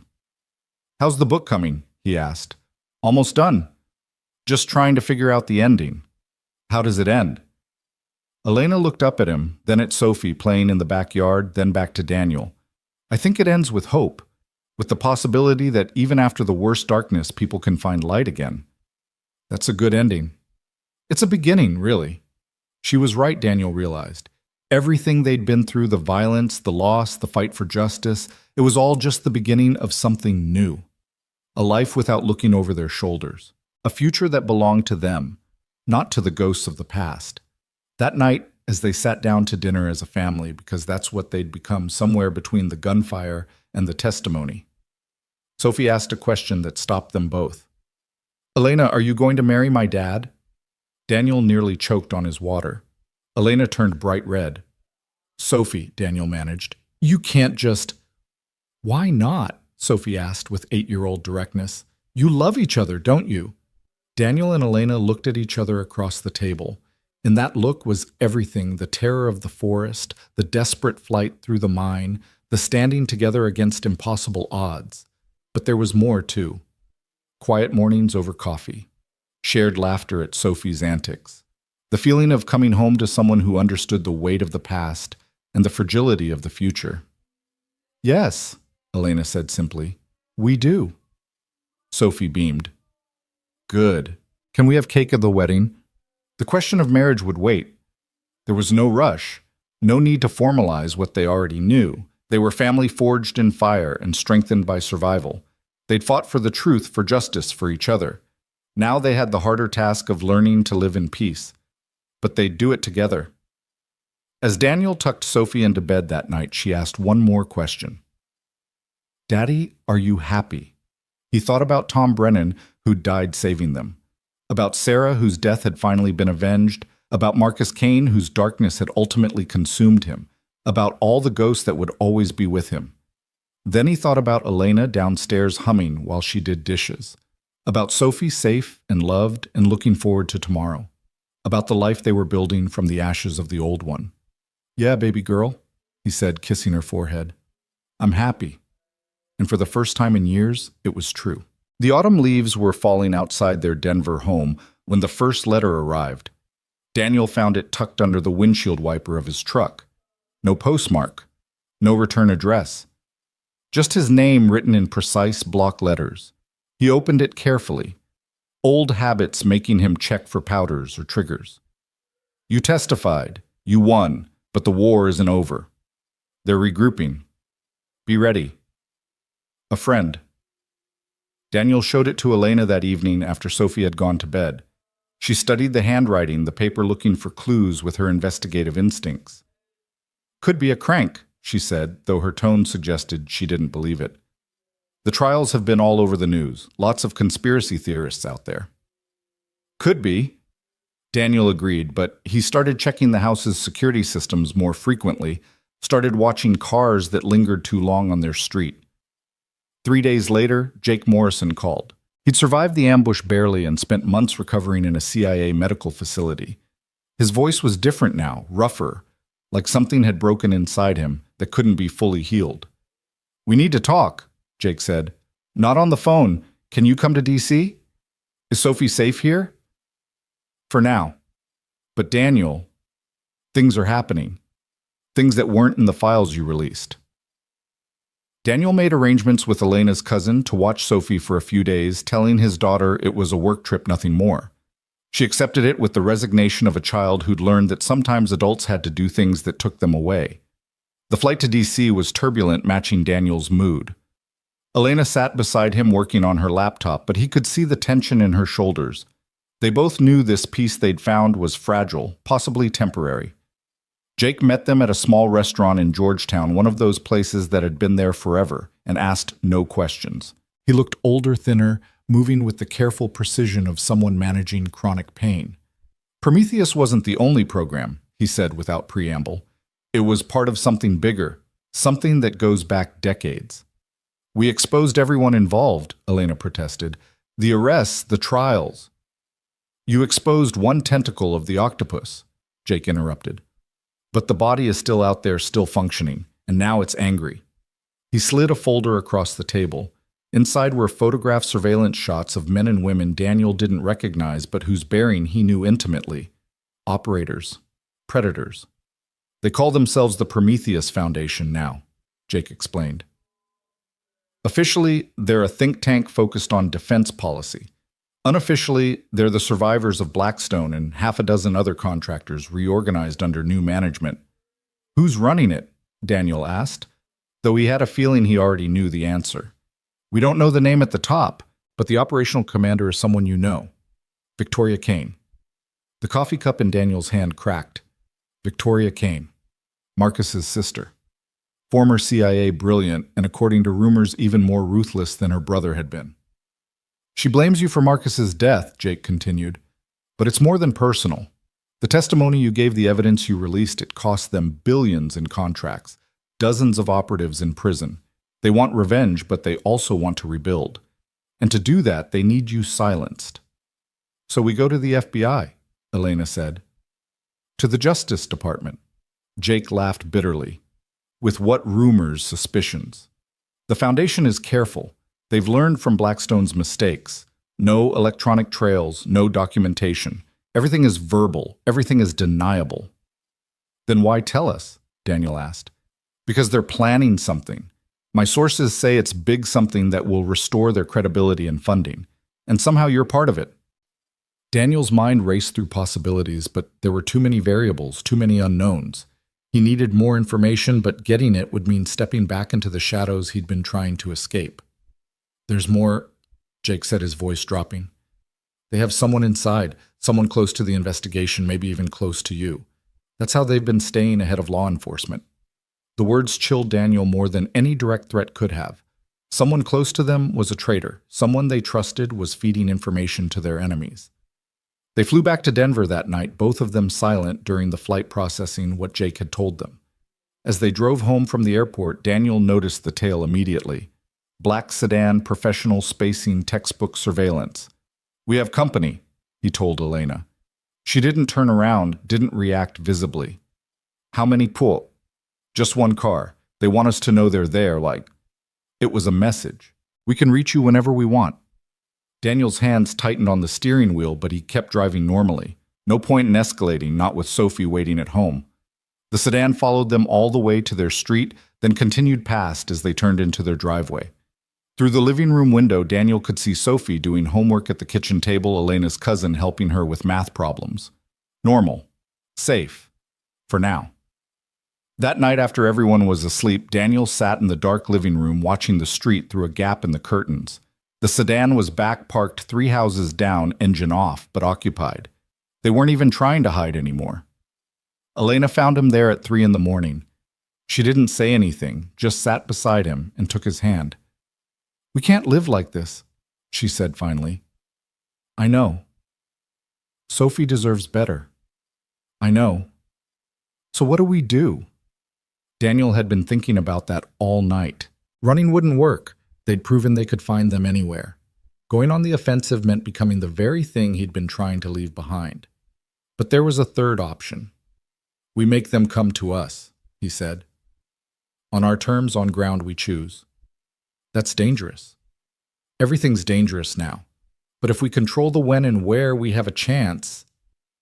Elena was quiet for a moment, then squeezed his hand. How? I need to make some calls. Old contacts, people who owe me favors. And we need to figure out who the mole is. You have a plan. The beginning of one.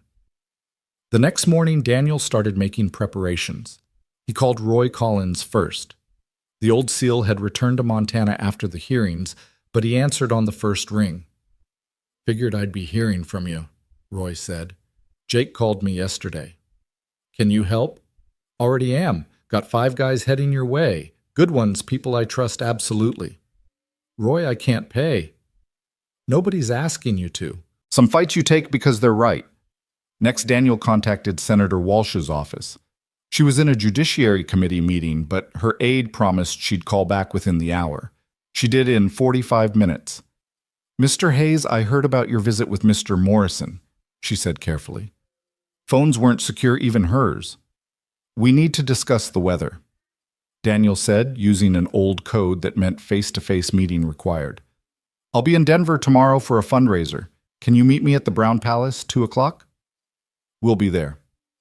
That evening, Daniel gathered everyone in the kitchen, Elena, Sophie, even Elena's cousin Maria, who'd been watching Sophie. "I need to tell you all something," he began. "There are people who want to hurt us because of what we did, because of what we exposed. I'm going to stop them, but things might get scary for a while." Sophie's face had gone pale, but she nodded bravely. Like before, like with the bad men in the forest. Similar, but we're ready this time. We know they're coming. Are we going to run away again? No, baby. We're going to stand and fight, but I need you to be brave to follow instructions exactly when I give them. Can you do that? Sophie stood up and hugged him tightly. I can be brave, Daddy. I learned from you. Daniel's throat tightened. 8 years old, and already she'd seen more violence than most adults. It wasn't fair, wasn't right, but it was their reality. Maria spoke up. "Mr. Hayes, I should go. This isn't my fight." "They know you've been here," Elena said gently. "Leaving now might make you a target. It's safer if you stay at least for a few days." Daniel could see the fear in Maria's eyes, but also determination.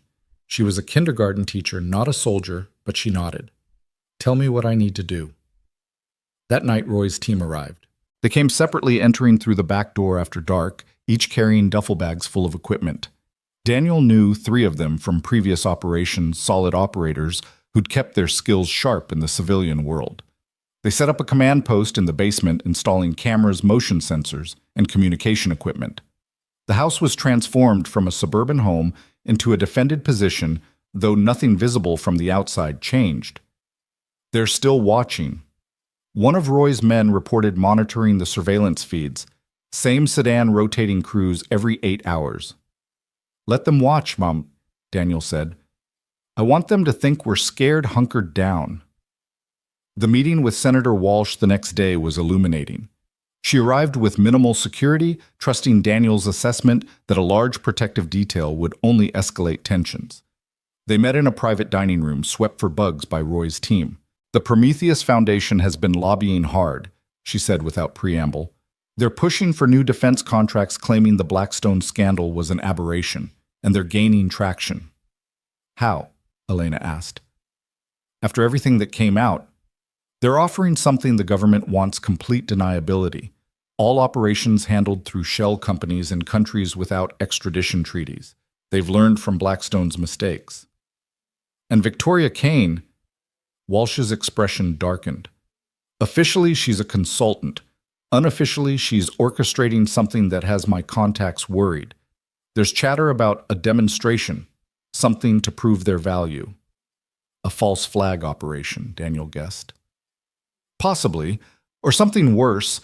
My sources say they've been recruiting specific skill sets: demolition experts, cyber warfare specialists, people with CBRN training. CBRN, chemical, biological, radiological, nuclear." Daniel felt ice in his veins. "They're planning an attack." "We think so, but we don't know where or when. That's why I need you." "Me? You're the bait, Mr. Hayes. Victoria Kane wants you badly enough to make mistakes. If we can use that, you want to use me as bait?" It wasn't a question. "I want to stop them before innocent people die, and you're our best chance." Daniel looked at Elena, saw his own thoughts reflected in her eyes. They'd wanted a normal life, peace, safety for Sophie. But peace was an illusion when people like Victoria Kane were free to operate. "What do you need us to do?" he asked. Walsh pulled out a secure phone. "Make contact. Let her know you're willing to talk. She'll assume it's a trap, but she'll come anyway. Her ego won't let her refuse. And when she comes, we'll be ready. Full tactical support, FBI, ATF, everyone. We end this cleanly, legally." Daniel took the phone, stared at it for a long moment.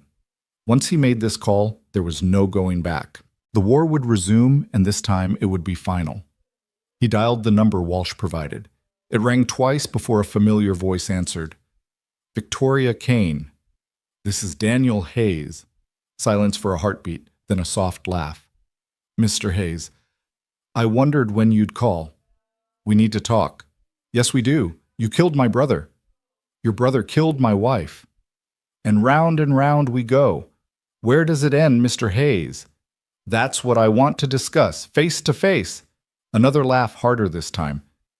"You think I'm stupid? You're working with the government. This call is probably being traced. I'm calling because I want this over, for my daughter's sake. Name the place, the time, your conditions. Victoria was quiet for so long Daniel thought she'd hung up.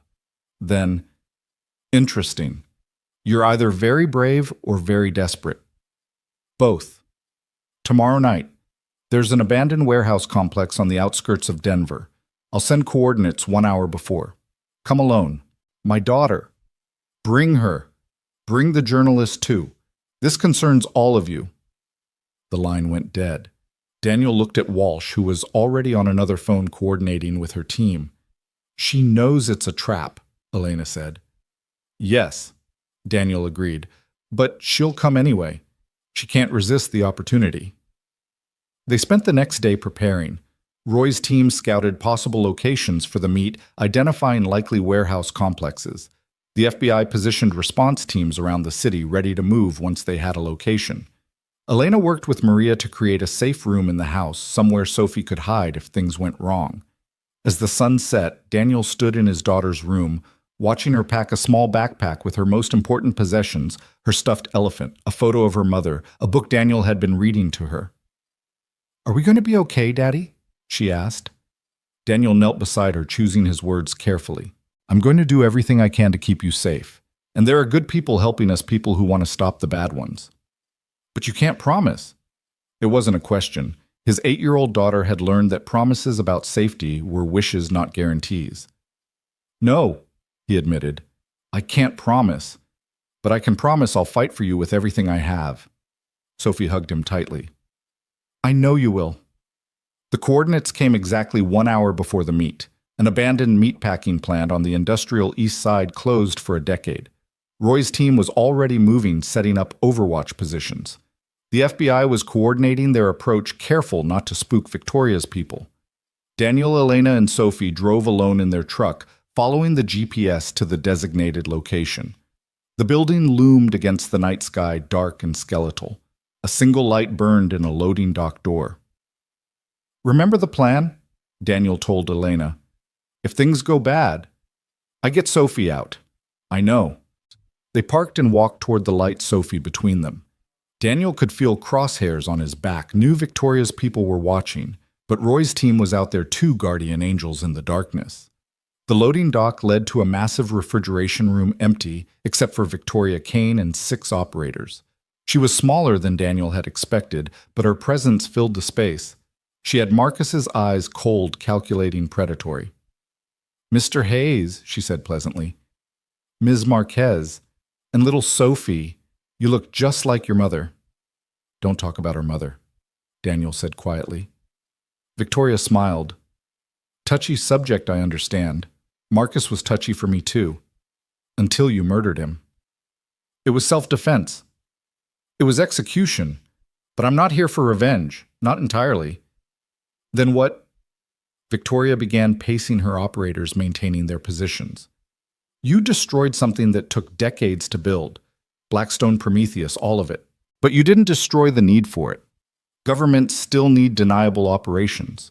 Corporations still need protection. The work continues just under new management."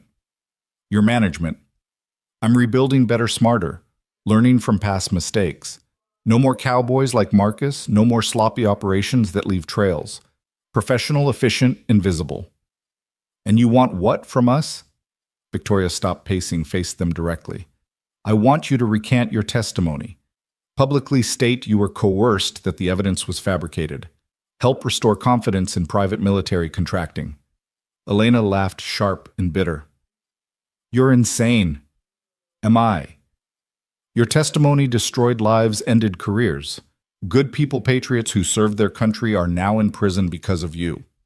"Murderers are in prison because of us," Daniel corrected. "One person's murder is another's patriot. The operations Blackstone conducted saved American lives, prevented terrorist attacks. The methods were harsh, but the results spoke for themselves. You killed civilians, children. Collateral damage in a larger war. Something you once understood, Mr. Hayes. How many innocents did you kill in the name of freedom?" The words hit home as she'd known they would. Daniel had killed in service to his country, had made peace with necessary evils. But there was a line, and Blackstone had crossed it. "I won't recant," he said firmly. "Neither will Elena." "I thought you might say that." Victoria pulled out a tablet showing a live feed. It was Sophie's school children playing in the yard. "Cute school, very progressive, minimal security." Daniel stepped forward, but the operators raised their weapons. "You touch one child." "I won't have to. You're going to cooperate, or accidents will happen. Not just at the school, but everywhere you go. Your friends, Elena's family, everyone you care about will be in danger. Unless what? You work for me. One job using your particular skills. Complete it successfully, and we disappear from your lives forever." "What job?" Victoria smiled. "There's a senator causing problems for our rebuilding efforts. Patricia Walsh. She needs to have an accident." The temperature in the room seemed to drop. Senator Walsh, who'd helped them, who was standing against the foundation. "I won't kill for you," Daniel said. "You've killed for worse people. At least with me you know what you're getting. Complete transparency, just one life to save dozens." "No." "Then Sophie will grow up without a father, and probably without Elena too. Accidents are so common these days." Daniel felt Sophie trembling beside him, trying to be brave but terrified. Elena's hand found his squeezing tight. They were trapped, but Daniel had been trapped before. "I need time to think," he said. "You have 30 seconds. Daniel's mind raced through options. Roy's team was outside, but any signal would result in a firefight with Sophie in the middle. The FBI was coming, but not fast enough. He needed to buy time. "If I do this," he said slowly, "I need guarantees, real ones, not just your word." Victoria raised an eyebrow. "Such as?" "Sophie and Elena go into witness protection first, somewhere you can't reach them. Then I do your job." "Counteroffer. Elena and Sophie stay with my people as insurance. You complete the job, they go free." "That's not—" The wall exploded.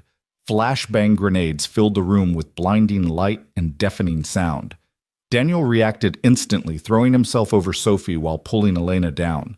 Gunfire erupted, automatic weapons creating a deadly symphony. Through the chaos, Daniel saw Roy's team breaching from multiple points. The FBI was here too sooner than expected. Victoria's operators were good, but they were outnumbered and outmaneuvered. Victoria herself moved like liquid mercury, dodging through the firefight toward an exit. Daniel saw her go and made a choice. He pressed Sophie into Elena's arms. "Get her out!" he shouted over the gunfire, then went after Victoria. She was fast, but Daniel knew how she'd been trained, could predict her movements. He caught her at the exit, tackling her to the ground. They rolled, fighting with brutal efficiency. Victoria was skilled, using every dirty trick in the book. She went for his eyes, his throat, the bullet wound in his shoulder that had never fully healed. But Daniel had advantages, size, strength, and the rage of a father protecting his child. The fight ended when Victoria pulled a knife. Daniel caught her wrist twisted until the blade fell, then put her in a chokehold. Unlike with Marcus, he didn't hesitate. He held on until she went limp, unconscious, but alive. He wanted her to face justice, to rot in a cell thinking about her failures. He zip-tied her hands and feet, then looked back at the refrigeration room. The firefight was over. Victoria's operators were down, dead or captured. Roy stood in the center, weapon still raised, scanning for threats. "Sophie!" Daniel called out. "Here, Daddy!" She ran to him, Elena close behind. They were dusty, scared, but unharmed. Daniel pulled them both close, feeling their hearts beat against his chest. "It's over," he said, though he wasn't sure he believed it. Senator Walsh arrived with the FBI cleanup team, surveying the scene with grim satisfaction. "Victoria Kane and 6 operators in custody," she said, "plus the intel from their communications equipment. This is Big Daniel. This breaks the foundation wide open." "There are others," Daniel said. "She mentioned someone above her, someone funding all this." "We'll find them. With Victoria in custody, people will talk. They always do when facing life in federal prison." But Victoria wasn't talking.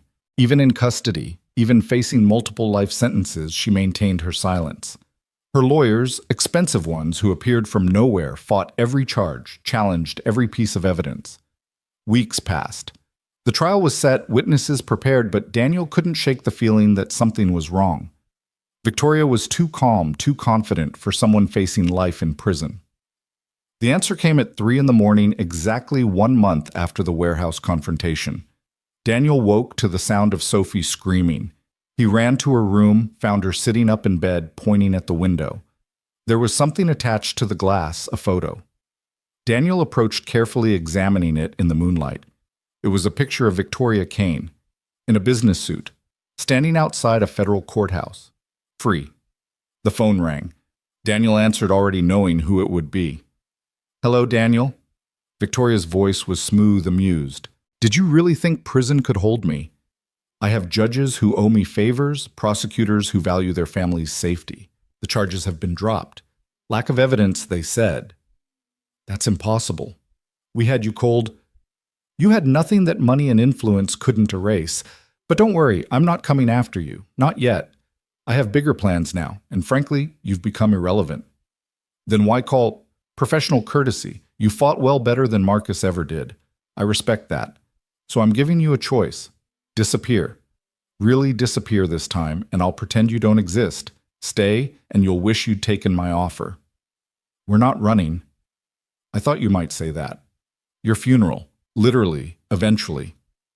The line went dead. Daniel looked at the photo again, then at Sophie, who was trying so hard to be brave. "Pack a bag," he told her gently. "We're going on a trip." But they didn't run. Instead, Daniel called every contact he had. Every favor owed every person who'd ever stood against corruption and violence. If the system couldn't hold Victoria Kane, then they'd have to find another way. Elena worked her media contacts, ensuring Victoria's release became a scandal. Public pressure mounted for a new investigation, one that couldn't be corrupted or influenced.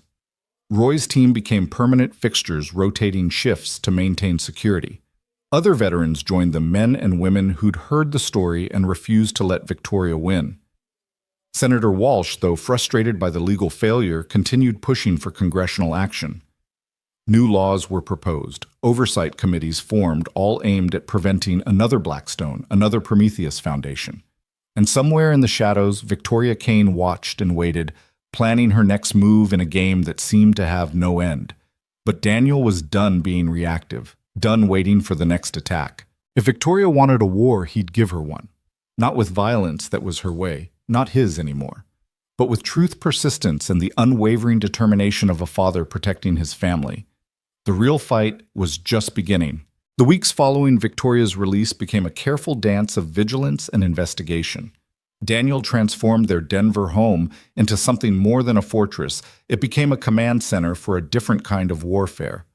Elena worked tirelessly, her laptop always open, tracking shell companies and financial transactions that might lead to Victoria's backers. Every morning, Sophie asked the same question at breakfast. "Are we safe today, Daddy?" And every morning, Daniel gave the same answer, "Today we are." It was Roy who found the first real lead. He arrived one evening with mud on his boots and exhaustion etched into his face, having driven straight from Montana after meeting with an old CIA contact. "Victoria isn't working alone," he said, spreading documents across the kitchen table. "She's partnered with someone called the Architect. Nobody knows their real name, but they've been orchestrating private military operations since the Cold War." Elena studied the documents, her journalist instincts firing. "These financial patterns, they go back 40 years. This person has been building a shadow empire. And Victoria is their newest general," Daniel added, piecing together the implications. "She gets operational control, they provide resources and protection." Sophie wandered into the kitchen, clutching her stuffed elephant. She'd been having trouble sleeping again, dark circles under her young eyes. "What are you looking at?" Daniel's instinct was to shield her, but Elena touched his arm gently. "She deserves to know what we're facing," she said quietly. So Daniel lifted Sophie onto his lap and explained in simple terms about the bad people who were still out there, about how they were working to stop them. Sophie listened solemnly, then asked a question that cut straight to the heart of the matter. "Why don't the police just arrest them?" "Because these people have money and power," Elena explained. "They've made friends with some of the people who are supposed to stop them." "That's not fair," Sophie said with the absolute moral clarity of childhood. "No," Daniel agreed. "It's not. That's why we have to be smarter than they are." That night after Sophie finally fell asleep, Daniel found Elena on the back porch staring out at the darkness beyond their yard. The motion sensors Roy had installed created little pools of light that flickered on and off as cats or raccoons passed through. "I've been thinking," she said as Daniel sat beside her, "about what Victoria said, about us being irrelevant. She was trying to get under our skin. Maybe. But what if she meant it? What if we're so focused on protecting ourselves that we're missing what she's really planning?" Daniel had been thinking the same thing. Victoria Kane wasn't the type to make idle threats or waste resources on personal vendettas. If she'd truly moved on from them, it meant she had a bigger target. The answer came 3 days later in the form of a breaking news alert on Elena's phone. A massive explosion at a chemical plant in Texas officially ruled an industrial accident. But Elena recognized the company name. It was a Department of Defense contractor that manufactured specialized materials for military applications. "That's the third one this month," she said, pulling up her files. "A weapons depot in Nevada, a research facility in Virginia. Now this." She's targeting defense infrastructure, Daniel realized. But why? What's the pattern?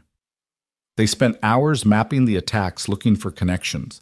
It was Sophie doing her homework at the same table who inadvertently provided the answer. "These are all on my map," she said, pointing to her social studies assignment about American military bases. "My teacher said these places help protect our soldiers." Daniel looked closer. Sophie was right. Each attacked facility was a crucial supplier for overseas military operations. Without them, American forces in certain regions would be vulnerable, undersupplied. "She's creating a gap," he said slowly, "a vulnerability that only private contractors could fill." Elena's eyes widened with understanding. "Create the problem, then sell the solution. The government would have no choice but to hire them." "We need to warn someone," Daniel said, reaching for his phone. But before he could dial, the lights went out. Not just in their house, the entire neighborhood plunged into darkness. Daniel moved immediately, muscle memory taking over. He grabbed Sophie, pulling her away from the windows while Elena retrieved the emergency supplies they'd prepared. "Roy," Daniel called into his radio. "Power's out for 6 blocks." Roy's voice crackled back. "My team's checking the perimeter. Could be a standard outage, but..." The explosion cut him off. Not close, but close enough to rattle windows. To the east, an orange glow lit up the sky. "That's the power substation," Elena said, checking her phone, which still had battery. "Social media is lighting up. People are saying they saw armed men." Daniel's tactical phone buzzed with an emergency alert. Senator Walsh's voice stressed and urgent. "Daniel, they're moving. Multiple attacks across the city. Federal buildings infrastructure, it's coordinated. They're trying to create chaos." "Where are you at?" "Federal courthouse." "We're locked down, but..." Gunfire erupted in the background. "They're breaching Daniel. They're after the sealed indictments, the evidence we've been gathering." The line went dead. Daniel looked at Elena, and Sophie saw his own determination reflected in their eyes. They could wait for this to pass. Or they could act. "Take Sophie to the safe room, he told Elena. "No," Sophie said firmly. "We stick together. That's what you taught me." "Sophie, this is dangerous." "Everything's dangerous now, Daddy, but we're stronger together." 8 years old, and already she understood what Daniel was only beginning to accept. They couldn't protect her from this world, could only teach her to be strong within it. Roy burst through the back door, 2 of his men behind him. "We've got movement. 3 vehicles approaching tactical formation. This is it." Daniel made his choice. "We go to the courthouse. Victoria might have judges in her pocket, but she needs those documents destroyed to rebuild completely. If we can protect them..." "It's suicide," Roy interrupted. "She'll have teams all over that building." "Then we'll need help." Daniel pulled out his phone and did something he'd sworn he'd never do. He activated an emergency protocol from his SEAL days, a number that would connect him to Active Duty Special Operations Command. "This is Lieutenant Commander Hayes, authentication code Whiskey 779er. I have actionable intelligence on an active terrorist threat. Request immediate QRF support at the following coordinates." The voice on the other end was professionally skeptical. "Sir, you're listed as retired. Check with Admiral Morrison at JSOC. Tell him Daniel Hayes says the Prometheus Foundation is attacking federal facilities in Denver. He'll confirm my credentials." There was a pause then. Stand by. While they waited, Roy's team engaged the approaching vehicles. The firefight was brief but intense, the attackers not expecting such professional resistance. 2 vehicles retreated, the third was disabled, its occupants captured. The phone rang. Admiral Morrison himself, Daniel's old commanding officer. Hayes, what the hell is going on? Daniel explained quickly, efficiently, the way he'd been trained to deliver battlefield intelligence. Morrison listened, then swore creatively. I can have a team there in 30 minutes. Can you hold until then? We're not staying here, sir. We're going to the courthouse. Negative, that's... Sir, with respect, I'm a civilian now. I'm telling you where we'll be. Support or don't, but we're going. Morrison was quiet for a moment. You always were a stubborn son of a bitch. 30 minutes, Hayes. Try not to die before my boys get there. They moved fast, taking Roy's armored SUV. The city was in chaos, sirens everywhere, smoke rising from multiple locations. Victoria had turned Denver into a war zone, but Daniel recognized the tactic. Most of it was distraction designed to spread law enforcement thin. The real objective was the courthouse.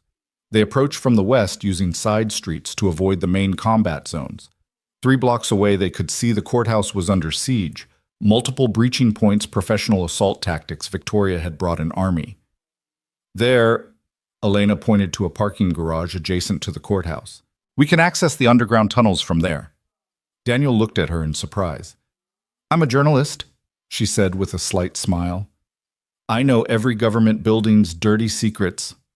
They entered the garage fast, Roy's team securing each level as they descended. The tunnel entrance was hidden behind a maintenance panel exactly where Elena said it would be. The tunnel was dark, narrow, and smelled of decades of decay. Sophie walked between Daniel and Elena, her small hand gripping her father's tightly. Behind them, Roy and his men moved like shadows, weapons ready. They emerged in the courthouse basement to find chaos. Federal agents were engaged in a running battle with Victoria's operators, the hallways filled with smoke and gunfire. Daniel recognized the defensive positions the agents were being pushed back systematically. We need to get to the evidence room. Senator Walsh's aide, Jennifer, appeared from behind an overturned desk, blood running from a gash on her forehead. 4th floor, but the elevators are down and the stairwells are compromised. Not all of them, Daniel said. During his testimony months ago, he'd memorized the building layout, another old habit. There's a service stairwell on the north side, probably not on their assault plan. They moved through the building like ghosts avoiding the main firefights. The service stairwell was clear, but Daniel could hear footsteps above. Someone else had the same idea. Roy, take your team, flank them from the main corridor. We'll hit them from behind. Roy nodded and disappeared with his men. Daniel, Elena, and Sophie climbed quietly, Daniel carrying Sophie to keep her steps silent. On the 4th floor, they could hear voices, Victoria's men discussing explosive placement. They're going to blow the evidence room, Elena whispered. Daniel set Sophie down in an alcove. Stay here. Don't move until I come back. Promise you'll come back, Sophie said, her voice small but steady. I promise. Daniel and Elena crept forward. 3 men were rigging charges to the evidence room door, focused on their task. Daniel moved first, silent, as death taking down the nearest man with a chokehold. Elena grabbed his weapon, covering the corridor as Daniel engaged the other 2. The fight was brutal, but brief. Daniel's training combined with the element of surprise gave him the advantage. Within seconds, all 3 were unconscious. He quickly disarmed the explosives, a simple setup designed for destruction rather than sophistication. Roy's team appeared from the main corridor, having cleared their section. Evidence room secure, but we've got a bigger problem. Victoria's here 5th floor. She's got the judge who was overseeing the sealed indictments. Judge Patterson. Daniel knew him, an honest man who'd refused to be bought or intimidated. If Victoria had him, she could force him to void the indictments, destroy the legal framework they'd built against the Foundation. Elena, get Sophie and get to the evidence room. Download everything you can to off-site servers. What are you going to do? End this. Daniel took 2 of Roy's men and headed for the 5th floor. The courthouse's executive level was eerily quiet after the chaos below. They found Victoria in the judge's chambers, 2 operators flanking her while she held a gun to Judge Patterson's head. Daniel, she said without turning around, I wondered when you'd show up. Hero Complex is so predictable. Let him go, Victoria. It's over. The military's coming. Your operation's blown. She turned then smiling. Is it I've destroyed half the evidence, corrupted the rest. Even if some survives, the chain of custody is broken. Any decent lawyer could get it thrown out. Maybe. But you're forgetting something. What's that? I don't need lawyers anymore. The window behind Victoria exploded as a sniper's bullet took out one of her operators. The second dove for cover as Roy's team breached from two directions. Victoria spun using Judge Patterson as a shield, but Daniel was already moving. The fight was different from his battle with Marcus. Victoria was skilled but smaller, relying on speed and technique rather than brute force. She fought dirty using everything as a weapon. A letter opener became a blade. A lamp became a club. But Daniel had one advantage she didn't expect: he wasn't fighting alone. Judge Patterson, 70 years old but a former Marine, threw his weight backward at a crucial moment, giving Daniel the opening he needed. He struck Victoria's wrist, sending her gun flying, then took her down with a leg sweep. She rolled, came up with a knife from somewhere, lunged at him. Daniel caught her wrist, and for a moment they stood frozen, testing each other's strength. You can't stop what's coming, she hissed. The architect has plans beyond your comprehension. This country will beg for our protection. From threats you create. From threats that already exist. We just help them along. The sound of helicopters filled the air. The military had arrived. Victoria's eyes flickered to the window, calculating escape routes. Daniel saw her acceptance that this battle was lost. Another time then, she said, and did something unexpected. She went limp, allowing herself to be taken down and restrained. As Roy's men zip-tied her hands, she looked up at Daniel with an expression that was almost admiring. You're good, Hayes. Better than Marcus ever was. The architect's going to enjoy playing against you. This isn't a game. Everything's a game. You just haven't learned all the rules yet. When the military teams flooded the building, securing the remaining threats with brutal efficiency. Admiral Morrison himself arrived, surveying the damage with a grim expression. Hayes, you look like hell. Feel worse, sir. Morrison gestured to Victoria, who was being led away by federal agents, real ones this time, with military oversight. Think it'll stick this time. It has to. But even as he said it, Daniel wondered. Victoria had seemed too calm, too accepting of capture, like this was part of a larger plan he couldn't see yet. He found Elena and Sophie in the evidence room, Elena's laptop connected to multiple servers, uploading terabytes of data. It's all here, she said. Everything. Financial records, operational plans, names of everyone involved. It's going worldwide: news agencies, law enforcement, intelligence services. They can't bury this. Sophie ran to him, and he lifted her into his arms, feeling her heart beat against his chest. You kept your promise, she whispered. Always will, baby girl. Senator Walsh arrived looking haggard but victorious. We did it. With military custody and international attention, Victoria's not walking away this time. What about the architect? Daniel asked. Walsh's expression darkened. Still a ghost, but we've cut off their operational arm. Without Victoria, without the Foundation's resources, they're crippled. Daniel wanted to believe that, but something nagged at him. In the judge's chambers, Victoria had said the architect would enjoy playing against him. Not would have enjoyed. Would enjoy. Present tense. Future tense. The cleanup took hours. By dawn, Denver looked like a war zone, smoke still rising from multiple locations. Emergency vehicles everywhere. The attack was already being called the worst domestic terrorism incident in a decade. Victoria Kane's face was on every news channel, the Prometheus Foundation's activities dissected by every analyst. But in the suburban home where Daniel, Elena, and Sophie finally returned exhausted and battered, a package waited on the doorstep. No postmark, no delivery service markings. Just Daniel's name in elegant handwriting. Inside was a chess piece, a black king, and a note. Well played, Mr. Hayes, but the game is far from over. Your move. The architect. Daniel showed it to Elena, who was helping Sophie with the minor cuts and bruises she'd acquired during their escape. They're still out there, she said quietly. Yes. We can't keep living like this. Sophie can't keep living like this. Daniel looked at his daughter, brave beyond her years, but still just a child who deserves safety, normalcy, peace. Then he looked at the chess piece, understanding the message. The architect saw this as a game, but games had rules, patterns, strategies that could be learned and countered. Then we changed the rules, he said. Over the next weeks as Victoria's trial began, this time under military tribunal with no possibility of judicial corruption. Daniel began his own investigation into the architect. He reached out to contacts worldwide following financial threads that went back decades. Elena used her journalistic network to uncover patterns connections that others had missed. And slowly, a picture began to emerge. The architect wasn't one person, but a position passed down through generations. A shadow organization that had been manipulating conflicts since World War II, playing all sides, profiting from chaos. They're not just war profiteers, Elena said one evening, surrounded by documents and laptop screens. They're war creators. Every major conflict in the last 50 years has their fingerprints on it. Then we expose them, like we did with Blackstone. It's not that simple. They've had decades to hide their tracks to embed themselves in legitimate businesses' governments. They're like a cancer that's metastasized throughout the entire system. Sophie, doing homework at the same table, looked up. In science class, we learned that to fight cancer, sometimes you need to make the body stronger, not just attack the disease. Daniel and Elena exchanged glances, from the mouths of babes again. She's right, Elena said slowly. We can't just fight them.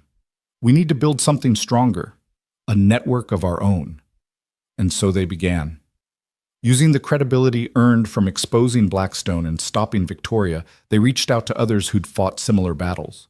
Journalists who'd been threatened for investigating corruption, veterans who'd refused illegal orders, law enforcement officers who'd stood against infiltration by criminal elements. It started small, a secure communication network sharing intelligence and resources. But it grew.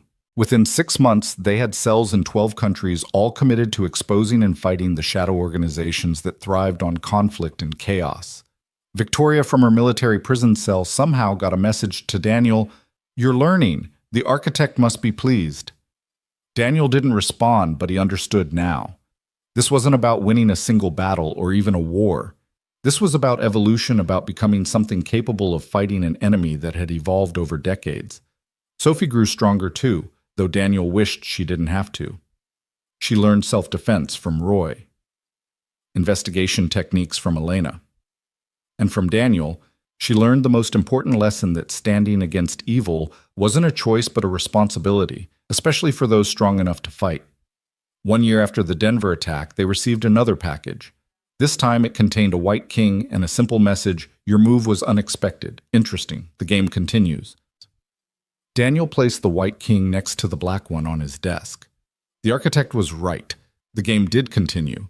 But now Daniel wasn't playing alone. He had Elena, brilliant and unbreakable. He had Sophie, growing into someone who would someday be stronger than all of them. He had Roy and his team, Senator Walsh and her allies, and a growing network of people who refused to let the shadows win. The war wasn't over. It might never be truly over. But for the first time since Sarah's death, since that night in the rain, when a wounded woman stumbled out of the forest, Daniel felt something he'd thought lost forever. Hope. Not hope that the fight would end, but hope that it was worth fighting. Hope that Sophie would inherit a world where the architects and Victoria Keynes couldn't operate with impunity. Hope that the truth properly wielded was stronger than all the lies money could buy. That night, as Daniel tucked Sophie into bed in their reinforced home with its security systems and watchful protectors, she asked him a question that he'd been dreading. "Daddy, will I have to fight them someday? The bad people." Daniel wanted to lie, to promise her a future free from this burden, but she deserved truth. "Maybe," he said gently. "But if you do, you won't fight alone. You'll have us and others like us, and you'll be ready." Sophie nodded, accepting this with the matter-of-fact courage that still amazed him. "Good, because someone needs to stop them. Someone always needs to stand up to bullies." After she fell asleep, Daniel stood in her doorway for a long moment, watching her breathe peacefully, despite everything she'd endured. Elena appeared beside him, slipping her hand into his. "We've given her a hard life," Elena said quietly. "We've given her a meaningful life," Daniel corrected. "That's rare and more valuable." Outside, Roy's team maintained their watch. Somewhere in the world, the architect was planning their next move. Victoria Kane sat in a cell she'd never escaped from her empire in ruins. And in Denver, in a suburban home that had become a fortress of hope, a family forged by fire, prepared for whatever came next. The game continued, but Daniel Hayes was no longer running. He was no longer just surviving. He was building something, a legacy of resistance that would outlive them all. And maybe, just maybe, that would be enough. The chess pieces sat on his desk, black and white, locked in eternal opposition. But chess was just a metaphor. Real life was messier, more complex, with stakes that couldn't be captured in wins and losses. Real life was Sophie's laughter, Elena's determination, the brotherhood of warriors who'd chosen justice over profit.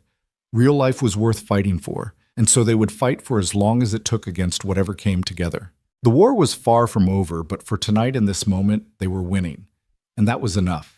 Tomorrow would bring new challenges, new threats, new battles. The architect would move and they would counter. The game would evolve, and so would they. But tonight, Daniel Hayes stood watch over his family, his found family, his chosen family, and knew that whatever tomorrow brought, they would face it as they'd faced everything else. Together, unbroken, unafraid.